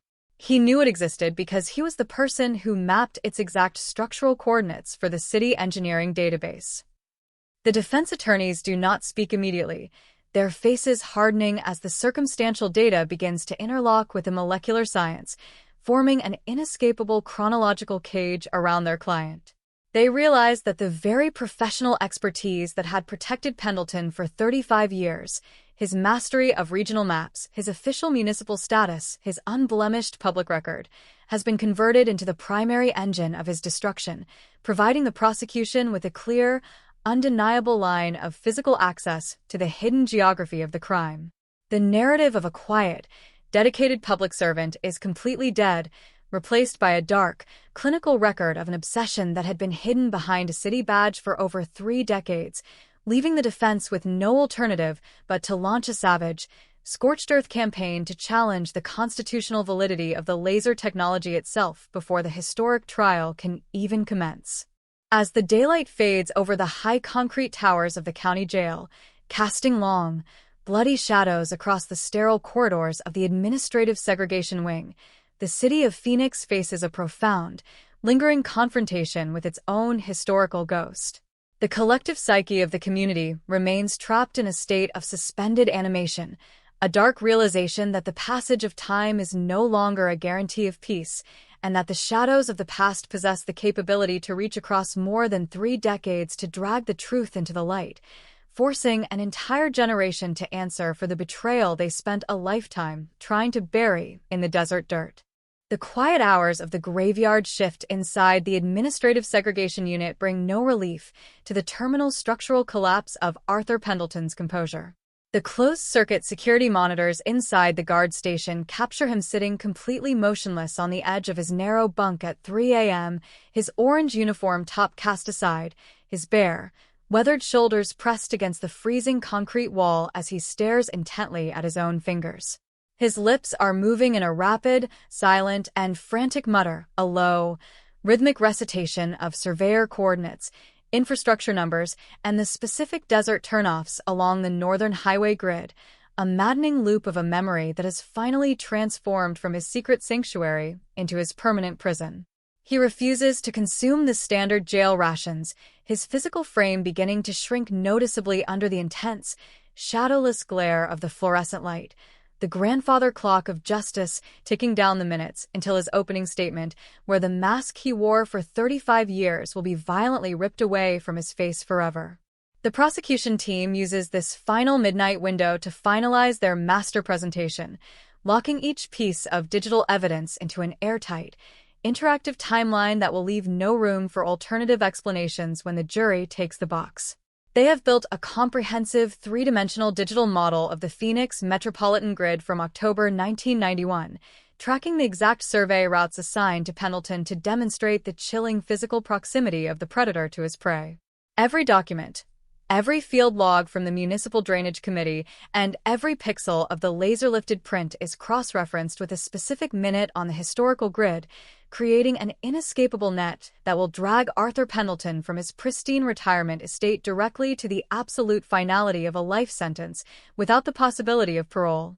As the first winter fog of the changing season begins to roll over the jagged peaks of the McDowell Mountains, swallowing the desert floor in a cold, gray embrace, both sides prepare for the commencement of the full criminal prosecution, a historic confrontation where the illusions of a blameless public record will be weighed against the absolute certainty of modern molecular evolution, and where a family's 35-year night of unyielding agony will finally face its definitive, thunderous conclusion. The suffocating, relentless heat of the Arizona desert possesses a unique ability to distort reality, creating shimmering mirages on the asphalt and baking the landscape into a silent, unyielding monument to forgotten things. But inside the subterranean basement of the Phoenix Police Department headquarters, isolated entirely from the blistering sun and the passage of the seasons, the atmosphere is defined by a different kind of cold, mechanical stagnation. It is here, in the windowless, climate-controlled command center of the Cold Case Task Force, that the ghosts of the city are cataloged in endless rows of towering steel filing cabinets and secure digital servers. For 35 years, the file bearing the name Laura Vance had existed in this fluorescent purgatory, a tragic administrative echo of a brilliant life violently extinguished in the autumn of 1991. The detectives who manned this division were accustomed to the maddening silence of the dead. They were trained to navigate the digital static, the dead-end leads, and the psychic tips that led to empty patches of desert dirt. But nothing in their decades of institutional experience could have possibly prepared them for the catastrophic, high-velocity rupture that occurred on a quiet, sweltering Tuesday morning at 3:14 a.m., when the secure, unlisted line of the cold case hotline suddenly illuminated the dark room with a single, blinking red light. The digital recorder engaged with a soft, electronic click, capturing an audio file that would instantly shatter a 3.5-decade illusion of safety, tear the mask off a respected municipal servant, and trigger the most aggressive forensic offensive in the history of the American Southwest. The voice that echoed through the high-fidelity monitoring speakers of the command center was not the trembling, hesitant whisper of a guilty conscience, nor was it the frantic, breathless panic of a sudden witness. It was a completely synthetic, digitally altered frequency, processed through layers of heavy cryptographic distortion that stripped away all recognizable human cadence, leaving behind a cold, robotic monotone that sounded like it was broadcasting from the bottom of the ocean. But it was not the terrifying acoustic quality of the voice that caused the night shift dispatcher's blood to freeze in his veins. It was the chilling, hyper-specific precision of the data being transmitted. The anonymous caller did not offer vague suspicions or generalized geographical theories. The voice delivered a clinical, unyielding sequence of operational coordinates that struck the heart of the 1991 investigation with the accuracy of a sniper's bullet. "You are looking for the remains of Laura Vance," the synthetic voice droned, the static crackling through the quiet basement room. "Do not search the open desert. Look beneath the municipal grid. Look inside the Salt River Project subterranean overflow system. Vault designation 4B Alpha, precisely 3 miles north of the Camelback boundary. And look at the copper coin left on her driver's seat. It is not a standard penny. It is a 1909 SVB Lincoln cent. He left his skin inside the copper weave. Look closely at the coin. He thought the metal would keep his secret, but the metal is holding his ghost. The playback of that specific 54-second audio file sent an absolute, paralyzing shockwave through the entire hierarchy of the state law enforcement apparatus, instantly mobilizing a task force that had been trapped in a state of suspended animation since the Bush administration. The sheer magnitude of the caller's knowledge was terrifying because it breached the ultimate defensive wall of homicide investigations: hold back evidence. When Laura Vance was abducted from her quiet residential driveway, the original detectives had strictly embargoed the specific details of the crime scene from the media, releasing only the make and model of her abandoned vehicle. The public was never informed about the vintage copper coin resting on the driver's seat, let alone its exact numismatic classification as a rare 1909 SVB Lincoln cent. Only the killer, the original crime scene technicians, and the absolute highest echelon of the homicide command staff knew about that macabre, psychological calling card. The realization that an anonymous, untraceable entity possessed this intimate, classified knowledge meant only one thing. The caller was either the predator himself engaging in a twisted, high-stakes game of cat and mouse, or it was someone living inside his immediate, unblemished inner circle, a silent observer who had finally stumbled upon the dark, hidden trophies of a monster and decided to pull the trigger from the shadows. Within hours of verifying the holdback evidence, a massive, heavily armed, and highly specialized logistical convoy departed from the downtown precinct under the cover of darkness, rolling out into the vast, unforgiving expanse of the northern desert grid. The tactical excavation team, accompanied by structural engineers and forensic anthropologists, utilized the exact coordinates provided by the anonymous tip to locate the forgotten municipal overflow system, a massive, subterranean concrete labyrinth that had been designed to channel catastrophic flash floods away from the expanding Phoenix Valley in the late 80s. The entrance to Vault 4B Alpha was buried beneath decades of drifting sand, hardened creosote roots, and illegal dumping, invisible to anyone who did not possess the specific civil engineering blueprints of the era.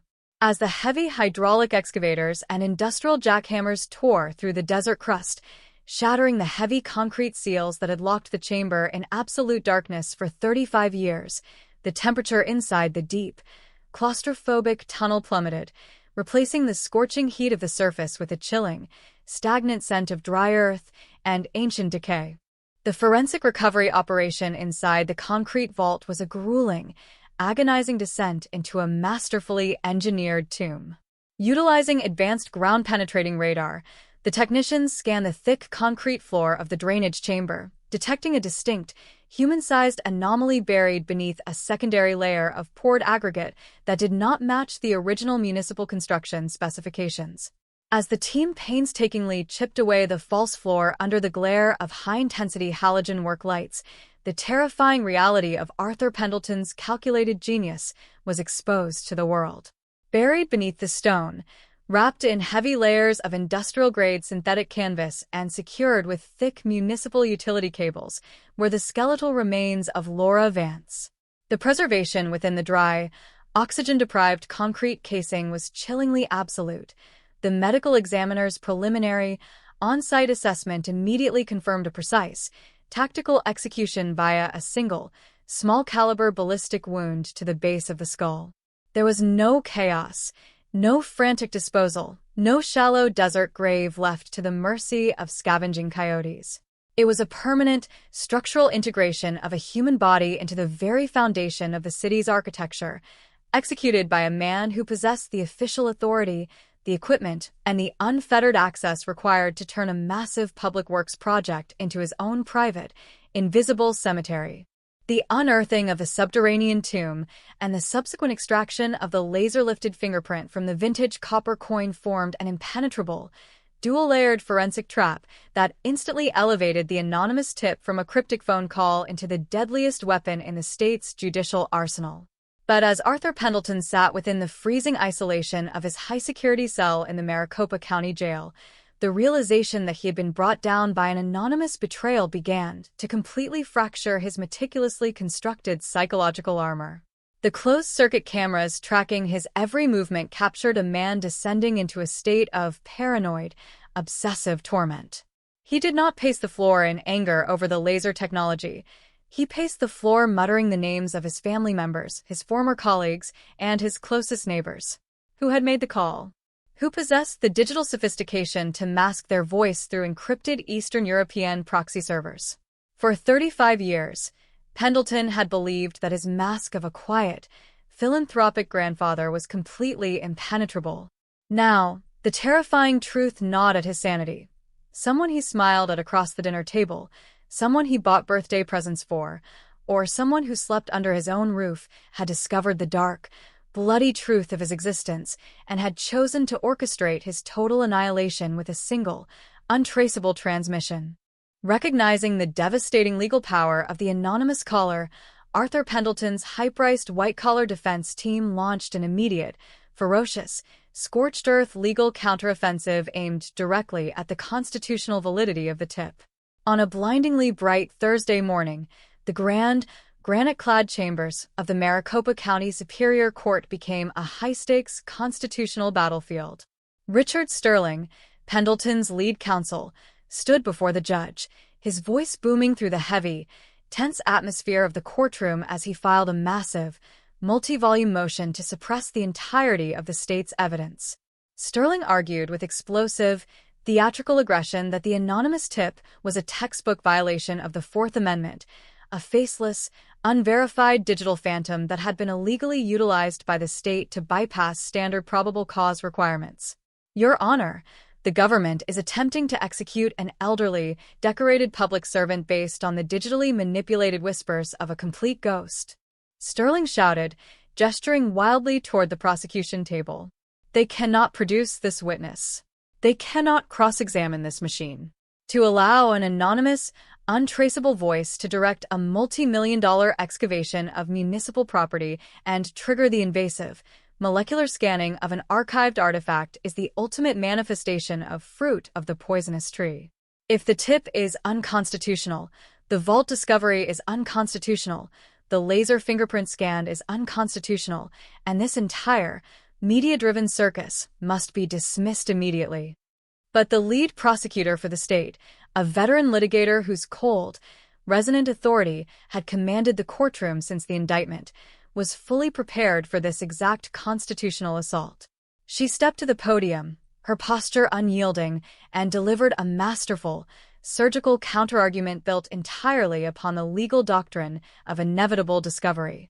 The defense's attempt to hide behind the anonymity of the caller is a desperate maneuver to blindfold this court to the absolute, scientific reality of the defendant's guilt, she stated, her eyes locking directly onto the judge. The anonymous tip was not the sole foundation of this investigation. It was merely a catalyst that accelerated a process already set in motion by the federal task force. We have submitted documented grant approvals showing that the contact-free laser-induced fluorescence mapping of the 1991 evidence box was scheduled and fully funded weeks before the call was ever received. We would have found the fingerprint on that coin, regardless of the tip. Furthermore, the caller did not manufacture the remains of Laura Vance. The caller simply pointed to a municipal vault that Arthur Pendleton, the defendant himself, officially logged and signed off on during his 1991 infrastructure surveys. The evidence does not stem from a poison tree. It stems from the defendant's own arrogant, systematic integration of a murder into his official city workload. The tip is legally sound.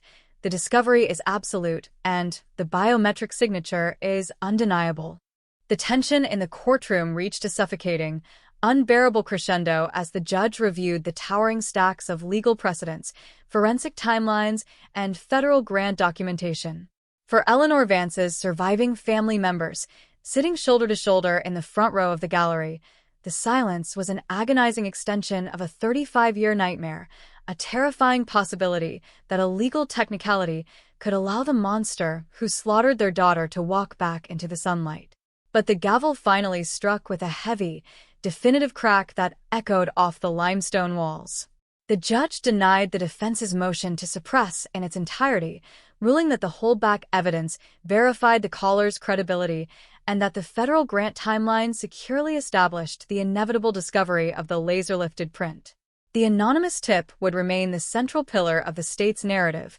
The forensic findings were officially locked into the trial record, and Arthur Pendleton's desperate, high-priced attempt to erase his own history was completely and totally obliterated. With the legal firewall successfully fortified, the Cold Case Task Force immediately pivoted their operational focus to unmasking the identity of the digital phantom who had broken the case wide open, executing a massive, secondary search warrant on Pendleton's pristine, multi-million-dollar estate in Scottsdale. If someone in his inner circle had made that call, they had to have physical access to the artifacts of his crimes. Heavily armed agents and forensic technicians swarmed the property, tearing through the immaculate desert landscaping, the custom-built mahogany cabinetry, and the pristine, temperature-controlled garage. The search was meticulous, obsessive, and driven by the terrifying hypothesis that Pendleton was not a one-time offender. Ground-penetrating radar units were swept across the polished marble floors of his private study, eventually detecting a massive, dense anomaly buried directly beneath the foundation of his customized, built-in wooden desk. It took a team of specialized locksmiths and structural technicians over 4 hours of brutal, high-intensity drilling to breach the heavy tungsten steel reinforced doors of the hidden floor safe. But when the heavy metal finally gave way, the discovery inside sent a wave of absolute, paralyzing horror through the entire federal and state apparatus. The vault was not filled with cash, municipal bonds, or retirement portfolios. It was a meticulously organized, climate-controlled archive of a prolific, shadow predator. Inside the dark recess of the safe, investigators found a wooden display box containing a collection of vintage coins, each one sealed in its own plastic slip, identical to the 1909 copper penny left on Laura's seat. Beside the coins lay a master set of the original 1991 Phoenix municipal drainage blueprints, heavily annotated in Pendleton's own handwriting, with thick red circles drawn over highly specific, isolated subterranean vaults across the valley. But the most devastating, soul-crushing discovery was a small, locked metal lockbox pushed to the very back of the safe. When agents pried it open, they found a stack of 6 different driver's licenses, yellowed and fading with age, belonging to 6 different young women who had vanished without a trace from the highways of Arizona, Nevada, and Utah between the years of 1985 and 2005. The unearthing of the hidden safe completely fundamentally altered the entire scope of the Phoenix 1991 cold case, transforming it from a localized, tragic homicide into a sprawling, multi-state pursuit of an apex serial killer who had successfully utilized the vast, unchecked expansion of the American Southwest as his own private hunting ground. The anonymous tip had not just found Laura Vance, it had inadvertently cracked open a massive, dark kingdom of violence that had remained entirely invisible to the world for decades. The realization that Pendleton had sat in his quiet study, drinking coffee and reviewing his municipal pension, while his victims' identities were locked in the concrete beneath his feet, pushed the community into a state of profound, existential shock.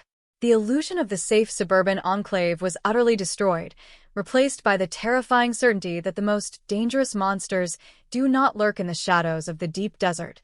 They build the very roads we drive on, they map the very cities we live in, and they smile at us from across the manicured lawns of our own neighborhoods.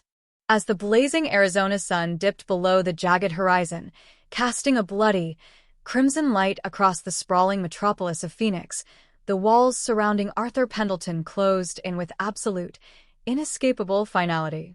The anonymous tip, the laser-lifted fingerprint, the unearthing of the subterranean tomb, and the horrifying contents of his hidden floor safe had interlocked to form a flawless, unyielding chain of evidence that stripped away his decades of deception, leaving him completely exposed to the thunderous judgment of the court. The defense was out of maneuvers. The state was armed with the unassailable power of modern molecular science, and a city that had spent 35 years mourning a ghost was finally prepared to drag its darkest, most elusive predator into the harsh, unforgiving light of a full criminal trial, demanding an absolute reckoning for the blood spilled in the silent desert night. The total defeat of Arthur Pendleton's pretrial motions within the stone chambers of the Maricopa County Superior Court marks a violent, irreversible acceleration in the state's multi-decade pursuit of absolute justice. It is late August 2026, and the suffocating, heavy atmospheric weight of a deep desert summer hangs low over the Phoenix Valley, turning the city into a vast, shimmering oven of cracked asphalt and dry, unyielding earth. Inside Courtroom 5B, the cold air conditioning hums against the external heat, maintaining a sterile, silent intensity that matches the grim clinical calculations unfolding within the well of the court. The defense table is a chaotic, deflated landscape of scattered legal briefs, multi-volume binders, and overturned notebooks, the silent remains of a high-priced white-collar defense campaign that has just been completely shattered by the unyielding intersection of modern molecular science and inevitable discovery protocols. Richard Sterling stands firmly at his table, his posture rigid, his hands resting heavily on his leather briefcase as he attempts to steady his breathing following the devastating judicial decree. The theatrical bravado that had defined his constitutional assault on the anonymous tip is entirely gone, replaced by the grim, hyper-focused demeanor of a veteran litigator who realizes that his client's decades of protective privilege have just been permanently liquidated. He does not look at Arthur Pendleton, who sits frozen in his Navy civilian suit just inches away, his silver hair catching the harsh glare of the overhead fluorescent chandeliers. Sterling knows that the refusal of the court to suppress the anonymous hotline call, the unearthing of the subterranean drainage vault, and the extraction of the laser-lifted print from the 1909 copper coin has effectively locked his client inside an airtight chronological trap from which there is no escape. For Arthur Pendleton, the formal judicial order binding him over for a full criminal prosecution under first-degree premeditated murder charges is an absolute psychological cataclysm. The mask of the kindly, blameless grandfather and dedicated municipal surveyor remains frozen on his weathered face, a stoic monument of denial, but his physical frame has shrunk noticeably after weeks of self-imposed isolation and starvation within his concrete segregation cell. He stares straight ahead at the flaking plaster behind the clerk's desk, his eyes wide, vacant, and glazed with an internal terror that screams through his veins. The realization that his entire adult life, his 30 years of public service, his pristine retirement estate in Scottsdale, his carefully curated reputation as a pillars of suburban respectability, has been utterly wiped out by a 54-second encrypted phone call is a reality that his mind can no longer safely process. The walls of his multi-decade fortress have not just cracked, they have completely collapsed into the dirt, burying his freedom beneath a mountain of digital pixels and unyielding chemical matrices. Across the central aisle, the prosecution team moves with the cold, quiet precision of a tactical unit preparing for a final assault. The lead prosecutor stands at her podium, her face an unreadable mask of professional certitude, her eyes scanning the jury selection sheets submitted by the county pool. She does not waste a single second celebrating the binding order. She understands that a preliminary hearing requires only a baseline demonstration of probable cause, while a full criminal trial before 12 citizens demands an absolute, seamless narrative architecture that can survive a continuous, scorched earth defense campaign. With the judge's signature officially authorizing the indictment, her office shifts its operational tempo from an investigative review into an aggressive, multi-layered preparation for the ultimate courtroom collision. Public pool reporters vault from their oak benches inside the gallery, their leather shoes clattering violently against the hardwood floors as they race toward the rear exit doors, desperate to be the first to deliver live updates to the satellite trucks waiting on the sun-bleached plaza. Within minutes, the screaming headlines dominate the digital news feeds across the country and the American Southwest. Phoenix 1991 cold case solved. Judge denies defense motions, surveyor to stand trial for murder. The collective psyche of the city is plunged into a state of intense, hyper-saturated anticipation. The historic tragedy of Laura Vance suddenly transformed from a frozen ghost story into the most prominent legal confrontation of the modern era. For Laura's surviving mother, Sitting rigidly in the front row of the public gallery, the sharp, definitive strike of the judge's wooden gavel is a moment of profound, world-shattering validation that leaves her gasping for breath. She drops her head into her thin, trembling hands, her shoulders shaking violently as she lets out a ragged, silent torrent of tears, a release of a psychological weight she has carried through 35 seasons of suffocating silence and institutional neglect. She tightly clutches the sun-faded photograph of her daughter against her chest, her fingers tracing the edges of the plastic frame as if she can shield Laura from the grotesque reality that is being systematically unspooled inside the courtroom. For over 3 decades, she had walked past the police precinct with her head down, a reclusive ghost mourning an unresolved mystery. Today, the modern world has reached back through the fog of time to pull her daughter's killer out of the shadows, validating an endurance that has outlasted a generation of human history. As the armed county sheriff stepped forward to lead Arthur Pendleton back out of the courtroom, the mechanical clinking of his heavy steel ankle shackles creates a sharp, industrial rhythm that echoes off the limestone paneling of courtroom 5B. He rises slowly, his movement stiff, his gaze remaining fixed on the floor to avoid the battery of television lenses tracking his every micromovement or the burning, furious eyes of the Vance family. When he passes through the heavy, reinforced side door into the secured holding corridor, the iron latch clicks into place with a definitive, echoing boom that marks his permanent exit from the world of the free. He is no longer an elite retired civil servant balancing a municipal pension. He is a high-profile state inmate, property of the Maricopa County Department of Corrections, waiting for the scales of justice to grind down the remaining minutes of his life. With the legal boundaries of the trial firmly established by the court, the specialized federal and state cold case task force shifts its operational focus to a massive secondary phase that threatens to rewrite the criminal history of the entire region. Operating out of a secured, windowless operations room within the Phoenix FBI field office, a team of digital forensic engineers and behavioral analysts is working around the clock to completely unspool the implications of the discoveries made inside Pendleton's Scottsdale home safe.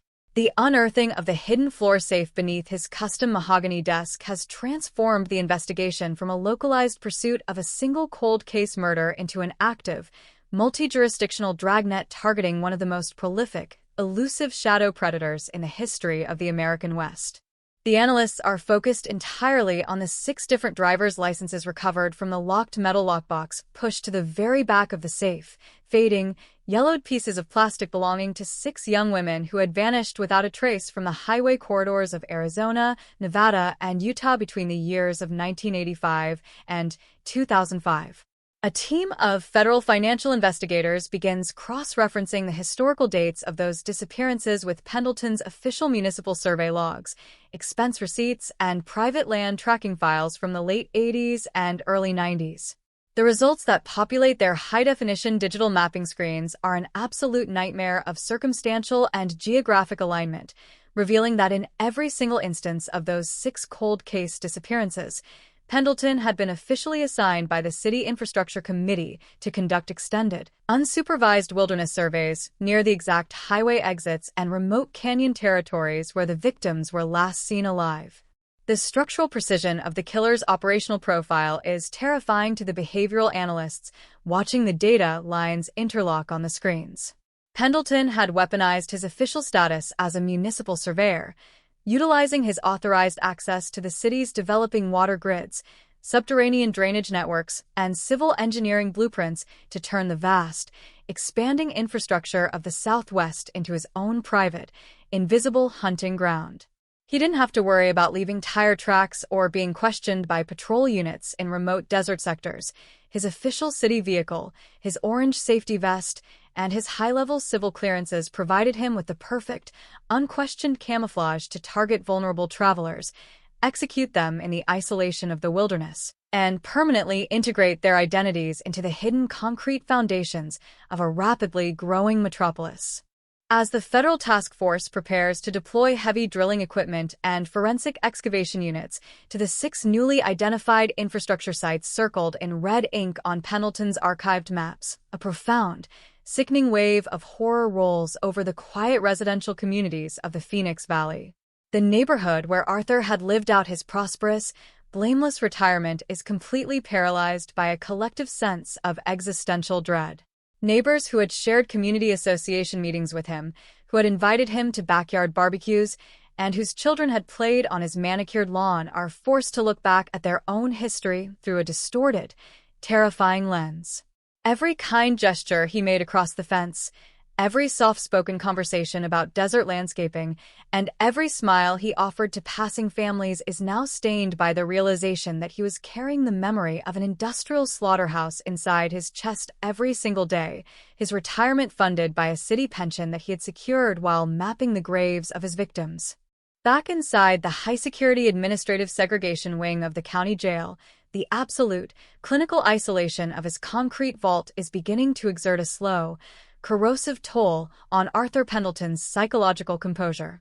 The human mind, no matter how cold, calculating, or detached from empathy, cannot survive the sudden, simultaneous exposure of all its hidden graves without experiencing a terminal structural collapse. The internal jail logs reveal that Pendleton has completely ceased consuming his standard rations, his physical body shrinking noticeably under the intense, shadowless buzz of the 24-hour fluorescent bulb.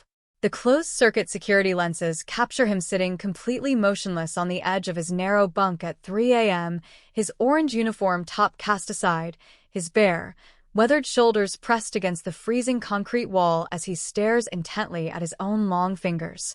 His lips move in a rapid, silent, and frantic mutter, a low, rhythmic recitation of surveyor coordinates, infrastructure numbers, and highway markers that sounds like a map being read in the dark, a maddening loop of memory that has finally transformed from his secret sanctuary into his permanent, unyielding prison. As the calendar pages turn toward the final days of August, the prosecution team files its amended exhibit list with the Superior Court, a multi-volume narrative masterpiece that binds the physical geography of Phoenix to the hidden graveyards of the desert through the absolute certitude of modern molecular evolution. Every document, every field log from the 1991 Infrastructure Committee, every frame of the contact-free laser mapping visualization, and every artifact recovered from the Scottsdale floor safe is locked into a master chronological matrix from which there is no legal escape. The stage is officially set for the commencement of the full criminal trial, a historic, cinematic confrontation where a golden public servant's mask will be permanently ripped away from his face, where a city's 35-year night of unyielding terror will finally face the unyielding light of absolute justice, and where the memory of Laura Vance will become the definitive lever that pulls down the final wall of a monster's fortress. The legal battle over the state's newly amended exhibit list reaches a boiling point on a fiercely contested Tuesday morning in early September 2026, as a sudden, violent autumn dust storm slams across the Phoenix Valley, turning the desert sky an ominous, bruised shade of crimson and rattling the heavy glass partitions of the municipal center. Inside courtroom 5B, the air conditioning struggles against the external sandstorm, creating a cold, pressurized, and static-charged atmosphere that magnifies the immense tension vibrating through the packed chamber. The defense table has been converted into a veritable fortress of paperwork, stacked high with multi-volume motions, architectural diagrams, and procedural objections. Richard Sterling stands before the Superior Court judge, his posture rigid, his voice booming through the courtroom's high-fidelity speakers with a sharp, combative edge that signals a desperate, rearguard defensive operation. He paces the length of the wooden bar, his hands gesturing emphatically toward the crowded public gallery as he launches a direct, frontal assault on the expanding scope of the prosecution's narrative strategy. Your Honor, what the state is attempting to execute within this chamber is not a fair trial. It is a highly calculated, prejudicial ambush designed to completely incinerate my client's constitutional rights. Sterling declares, his fist slamming onto the hardwood table. We were brought into this courthouse to defend against a single, localized cold case accusation from 1991, a charge built entirely on a highly controversial, algorithmic laser reconstruction of a partial fingerprint trapped on a vintage coin. But now, just weeks before a jury is set to take the box, the government has dumped an entirely new multi-state conspiracy dossier onto this table. They are attempting to introduce materials recovered from a residential floor safe, old licenses, archived mapping logs, and speculative links to unresolved cases across 3 different states, cases that have absolutely zero legal or geographic connection to the tragic disappearance of Laura Vance. They are deliberately trying to paint Arthur Pendleton as a widespread mythological monster, a nomadic shadow predator, solely because they know their core forensic science cannot withstand the scrutiny of an objective cross-examination. This is a textbook violation of procedural due process, an intentional poisoning of the record, and we are demanding an immediate, absolute suppression of any exhibits that fall outside the strict boundaries of the original 1991 indictment.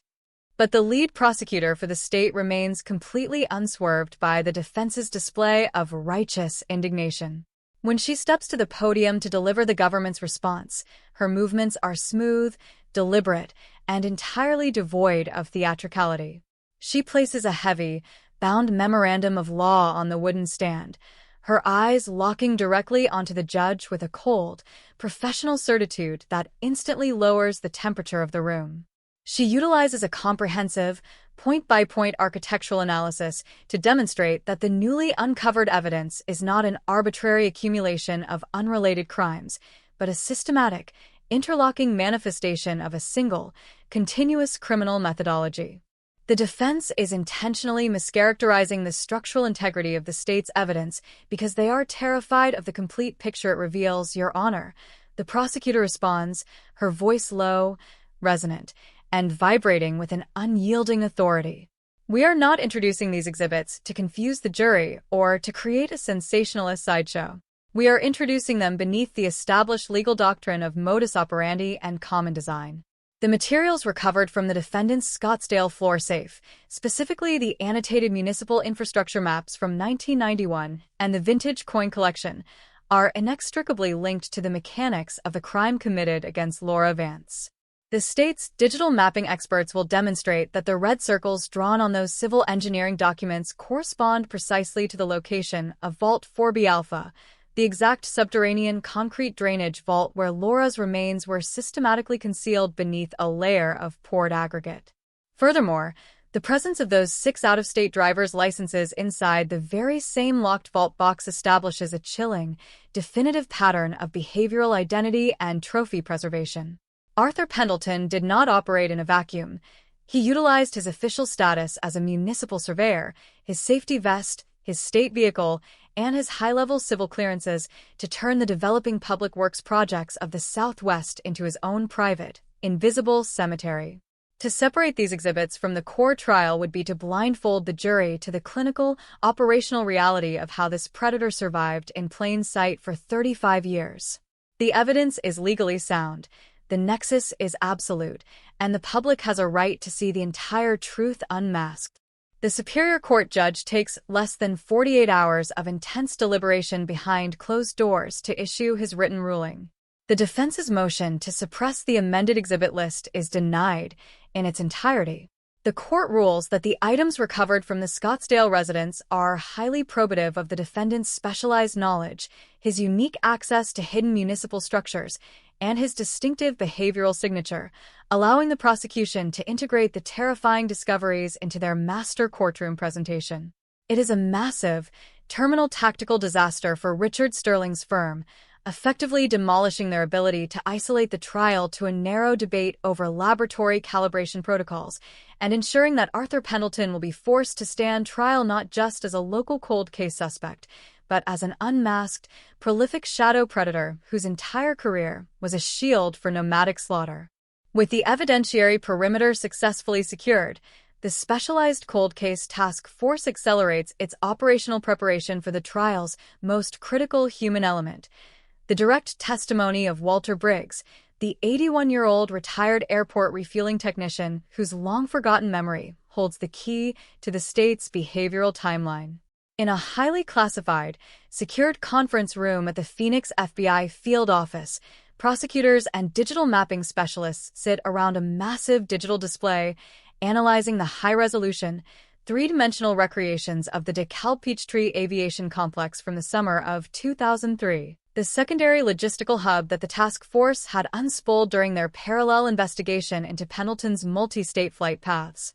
The analysts are tracing a direct, undeniable line of material sourcing that bridges the geographical gap between the Arizona desert and the Midwestern industrial graveyards.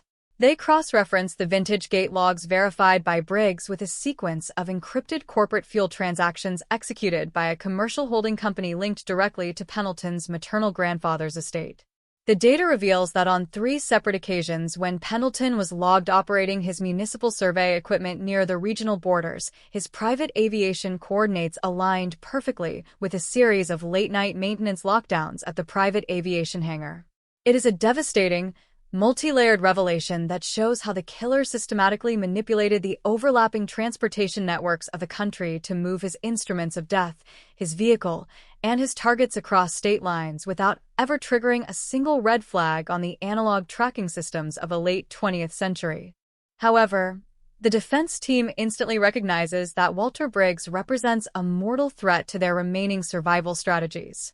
Within 72 hours of the judge's evidentiary ruling, a secondary team of private investigators and medical experts retained by Sterling's firm descends upon the quiet mountain town in North Carolina, where the elderly witness has spent his retirement. They systematically comb through his local pharmacy records, interview his neighbors at the senior center, and dissect his personal routine, searching desperately for any sign of cognitive distortion, age-related memory confabulation, or personal bias that can be weaponized during the cross-examination. They unearthed that Briggs had been treated for a minor transient ischemic attack in the spring of 2022, a medical detail that the defense immediately translates into an aggressive series of pretrial motions, characterizing him as a highly vulnerable, neurologically compromised witness whose memories have been artificially retrofitted and contaminated by the high-velocity media coverage surrounding the midnight raid. While the legal skirmishes over witness competency reach a crescendo in the judge's private offices, the financial forensic accountants achieve a parallel breakthrough that unearths a whole new layer of systemic corruption beneath Arthur Pendleton's public service history. By deploying advanced digital scanning tools to unspool the microfilmed bank records of his private Delaware holding companies from the mid-90s, they discover a sequence of cash deposits that occurred within 48 hours of each of the 6 out-of-state disappearances. The funds were not wired from standard accounts. They were systematically deposited through a network of untraceable automated teller machines located along the interstate highway corridors, always wrapped in rubber bands that bore the manufacturing stamps of the Phoenix Municipal Planning Department's logistics lockers. The implication of these long-forgotten cash flows sends a cold wave of profound, bone-chilling dread through the entire federal task force. They realized that Pendleton wasn't just working as an ordinary surveyor mapping the landscape of an expanding city. He was actively utilizing his official field assignments to log, observe, and exploit the movements of vulnerable individuals passing through the municipal infrastructure. He treated the highway exits, the rest stops, and the subterranean drainage networks as his private, invisible hunting ground, and he treated his official city salary and pension as the baseline funding for an ongoing, clinical itinerary of violence. The cold case is no longer just a localized search for closure for a single family. It has transformed into an active, multi-jurisdictional exposure of an institutional ghost who managed to turn the very tools of civil engineering into the weapons of a silent, nomadic executioner. Back in the quiet, pristine residential developments of Scottsdale, the atmospheric weight of the approaching trial is completely suffocating for the local residents. The manicured desert landscaping and the quiet, high-end cul-de-sacs where Arthur Pendleton had lived out his retirement are now viewed through a distorted, sickening lens. Fleet of news transmission trucks, documentary crews, and true crime podcasters sit permanently outside his empty estate, their high-definition cameras pointed at the custom wooden doors that had been blown off their hinges during the high-velocity midnight raid. The local residents deeply resent the invasive, sensationalist spotlight, yet they are trapped in an intense internal struggle to process the profound psychological trauma of the unmasking. Neighbors who had shared golf carts with him, who had invited him to backyard barbecues, and whose children had played on his front lawn are forced to look back at their own history with an overwhelming sense of revulsion. realizing that the soft-spoken grandfather who had offered them neighborly advice across the fence was a walking monument to a generation of missing young women, his hands stained with the blood of an industrial-scale slaughter. Inside the high-security administrative segregation unit of the Maricopa County Jail, the absolute, clinical isolation of Cell 314 is finally beginning to exert a visible, corrosive toll on Arthur Pendleton's psychological armor, even if his facial expression remains a frozen mask of stoic defiance during his brief, functional consultation meetings with his lawyers. The human mind, no matter how cold, calculating, or detached from empathy, cannot survive the sudden, simultaneous exposure of all its hidden graves without experiencing a terminal structural collapse. The internal jail logs reveal that Pendleton has completely ceased sleeping, his eyes remaining wide, vacant, and fixed on the ceiling through the long, freezing hours of the night.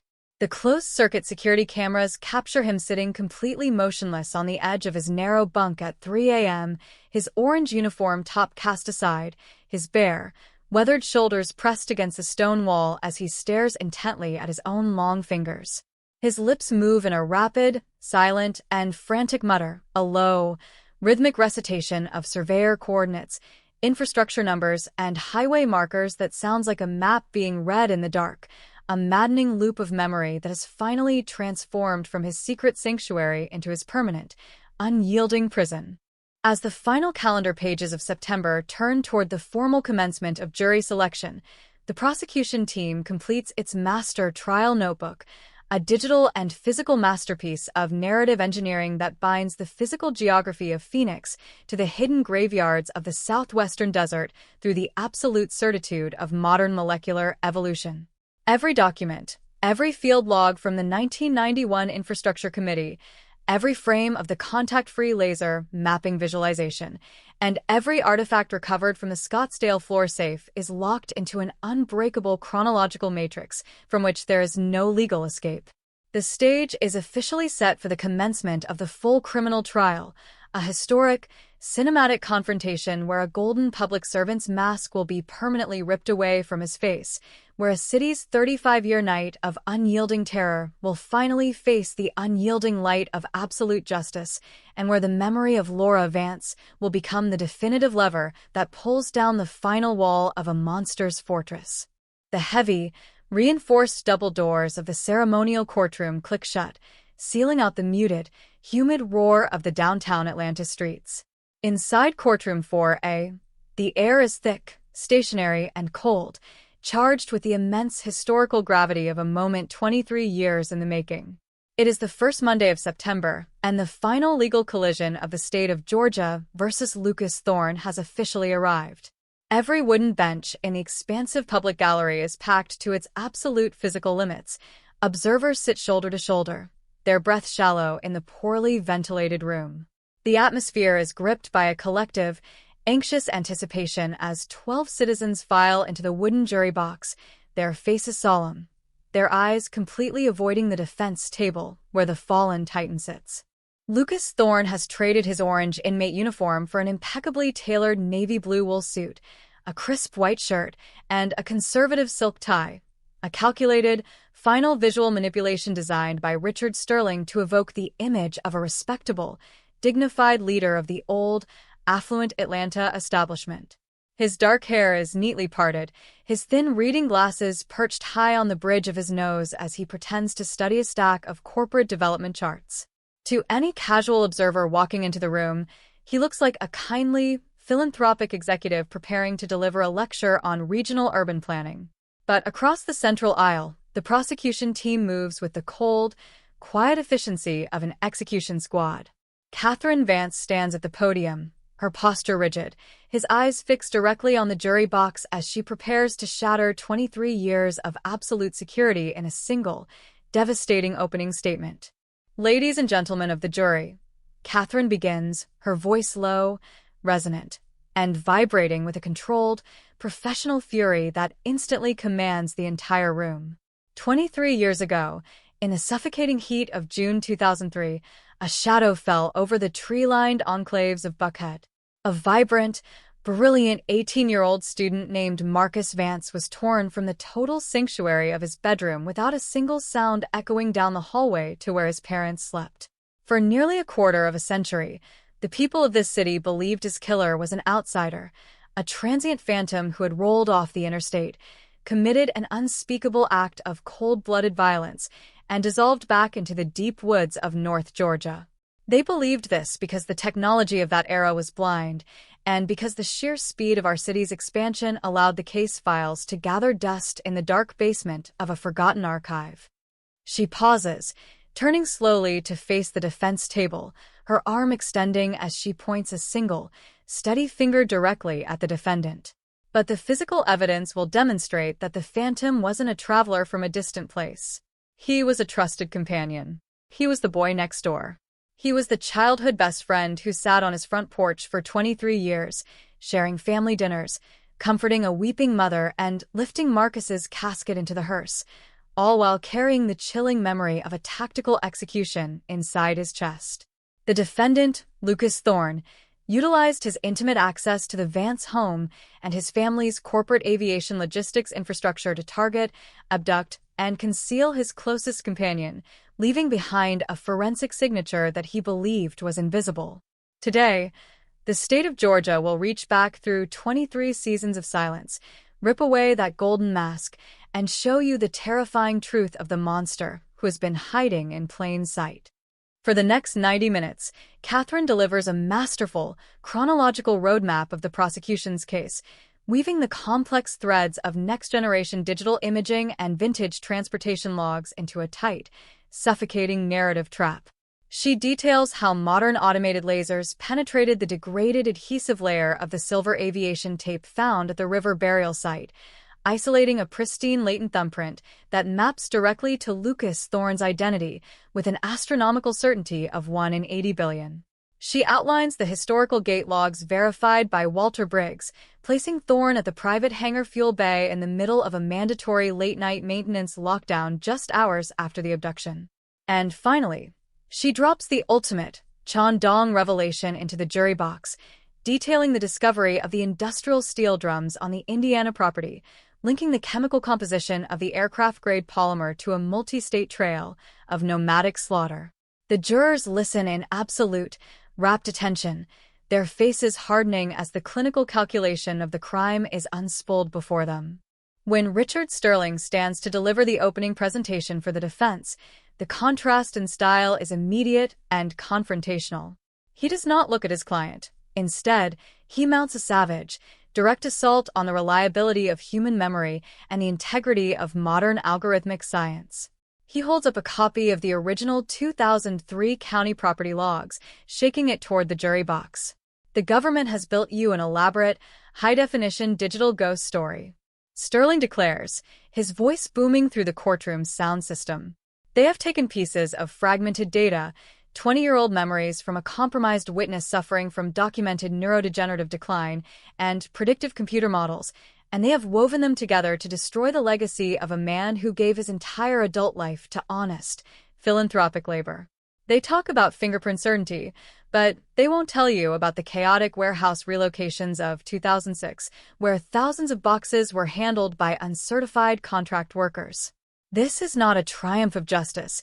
It is a triumph of sheer desperation by a cold case unit under intense public pressure to clear a historic mystery by any means necessary. With the opening arguments concluded, the prosecution wastes no time, immediately calling its first witness to the stand, Eleanor Vance, Marcus's surviving mother, who has endured 23 years of agonizing isolation to face the man who hollowed out her world. The courtroom is gripped by a profound, emotional stillness as the fragile elderly woman is assisted to the witness chair by a county sheriff. Her voice is a quiet, papery whisper that requires the audio technician to adjust the microphone closer to her lips. Under Catherine's gentle guidance, she describes the normal, domestic mundane details of June 18, 2003, the low hum of the desk fan inside Marcus's bedroom, the quiet ticking of the hallway clock, and the sudden, terrifying emptiness of the room the next morning, the open window letting in the humid morning air. Who did your family look to for comfort and support during those first dark weeks, Mrs. Vance? Catherine asks, stepping closer to the well. We look to Lucas, Eleanor whispers, a single tear cutting through the wrinkles on her pale cheek. He lived just 3 doors down. He was in our house every single day. He organized student search parties, he distributed flyers across the colleges, and he sat right at my kitchen table, holding my shaking hand. On the day of the funeral, when my husband was too broken by grief to stand, Lucas was one of the pallbearers. He helped carry my son's casket on his shoulders. He looked me dead in the eye and told me that whoever did this would face God's eternal damnation, all while knowing that his own thumbprint was trapped inside the silver tape that had bound Marcus's wrists in the dirt. The revelation causes a visible, visceral shudder to run through the jury box. One of the alternate jurors drops his pen, staring across the central aisle at the defense table with an expression of unadulterated revulsion. The defense table remains completely frozen, Richard Sterling staring down at his legal pad, knowing that no amount of technical forensic skepticism can easily erase the grotesque, human reality of that psychological betrayal. Lucas Thorne had not just executed his companion, he had embedded himself in the family's grief, utilizing his position as a trusted survivor to monitor the progress of the investigation and ensure his own absolute security across a generation of human history.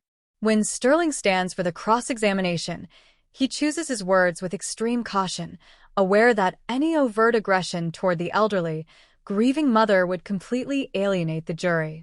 He focuses entirely on the fluid, chaotic timeline of the morning of the disappearance, establishing that multiple neighborhood volunteers, frantic family members, and low-ranking patrol officers had moved through the small suburban bedroom before the scene was officially sealed by the homicide unit. He wants to plant the subtle, early seed that any forensic cross-contamination could have occurred during those initial hours of frantic, uncoordinated panic, and that the fingerprint could have been transferred via a shared utility role at a local community safety gathering. Eleanor answers with a quiet, dignified clarity, refusing to let her memory be fractured by the lawyer's suggestions. As the first day of testimony draws to a close and the court is formally adjourned, the image of Eleanor Vance sitting in the witness box lingers in the heavy, cold air of courtroom 4A like a permanent monument to an unyielding pursuit of justice. The opening salvo of the trial has set a dark, cinematic tone that renders the defense's technical arguments increasingly hollow. Outside, the media pack consumes the details of the mother's testimony, broadcasting her words to a national audience that is increasingly transfixed by the ultimate downfall of the Atlanta developer. Lucas Thorne is led back to his transport vehicle under a heavy guard of state troopers, his face still an unreadable mask of stone, but the walls of his multi-decade fortress are beginning to show their first terminal cracks, and the long, slow march toward absolute accountability has officially begun. The third day of testimony opens with a tactical shift by the prosecution, moving from the raw, emotional weight of the victim's family to the cold, undeniable precision of physical evidence. The relentless summer rain outside has settled into a persistent, dreary mist that hangs over the municipal courthouse, mirroring the grim technical analysis unfolding within. Catherine Vance calls Marcus Reyes to the stand. The retired detective walks with a slight limp, his expression hardened by decades of carryover frustration, his eyes focused entirely on the prosecutor as he takes the oath. Reyes represents the institutional memory of the original investigation, the man who was on the ground in 2003, watching from the inside as the gears of justice were deliberately jammed by the limitations of the era. Under direct examination, Reyes details the immediate procedural anomalies that plagued the first 48 hours of the search. He describes how he was assigned to secure the exterior perimeter of the Vance residence, where he discovered the distinct window modifications. It was pristine, Reyes testifies, his voice carrying a resonant, gravelly authority that commands the jury's attention. The humidity hadn't distorted the window frame yet because it was partially sheltered by the brick overhang. It was a high-grade, clean execution, typical of someone who knew exactly how to handle specialized tools without causing a ruckus. I immediately called for a forensic technician to cast the area and secure the materials. And what exactly did you recover from that bedroom windowsill, Detective Reyes? Catherine Vance asks, stepping closer to the witness box. Reyes nods slowly, his jaw tightening. A single, discarded piece of heavy-duty silver duct tape. It had been torn off with a jagged edge, suggesting the killer had used his own teeth to sever the strip. In 2003, we dusted it, but the primitive methods yielded only a chaotic smear of partial ridges on the backing. We didn't have the technology to look underneath the adhesive matrix. It was classified as unclassifiable by our identification bureau, but I made sure that tape was preserved in a specialized, airtight pouch inside the master file. I knew that tape held the killer's identity, even if we couldn't read it yet. A murmur ripples through the public gallery, prompting the judge to cast a warning glance over the crowd. Catherine transitions to the high-definition display screens, projecting a digital copy of the original 2003 evidence logging sheets that had been tracked from the Fulton County Repository to the State Archive in Lansing. The sheets are filled with handwritten entries detailing vehicular assignments, personnel movements, and field entries. Reyes explains how the chain of custody was maintained with absolute bureaucratic obsession despite the structural decline of the local precinct. "We knew the city was struggling," Reyes states, his eyes shifting briefly to Lucas Thorne. "But we didn't let the evidence decay. Every time a file was moved, every time a box was transferred during the department consolidations of the mid-twats, it was logged, verified, and locked behind cryptographic seals. We treated that cardboard container like a time capsule. We were saving it for a future that could finally read the language of the skin ridges." Eleanor Vance Wells's cross-examination of Reyes is a masterclass in aggressive, defensive litigation. She attempts to paint the retired detective as an old lawman whose memory has been heavily retrofitted by recent media coverage. She leans heavily on the passage of time, questioning whether Reyes can truly remember the specific environmental conditions of a fluid, fast-moving crime scene from 23 years ago. Isn't it true, Detective Reyes, that the chaotic economic crisis of 2003 created immense logistical difficulties for the entire department? She asks, her voice booming through the speakers. Isn't it possible that what you call meticulous preservation was actually a chaotic administrative shuffle where boxes were mixed, labels were misapplied, and items from different crime scenes were accidentally commingled in the basement vaults? Reyes looks directly at the defense attorney, his expression unyielding. "Administrative crises don't create matching fingerprints under vacuum-sealed adhesive tape, counselor. The box was sealed, the numbers matched, and the tape never left its containment pouch until it entered the state crime lab last year. That's not a shuffle. That's an unbroken chain." The afternoon session transitions into the clinical domain of advanced forensic science. The prosecution calls Dr. Eris Thorne, the molecular geneticist who revolutionized the state's approach to the Lucas Thorne investigation.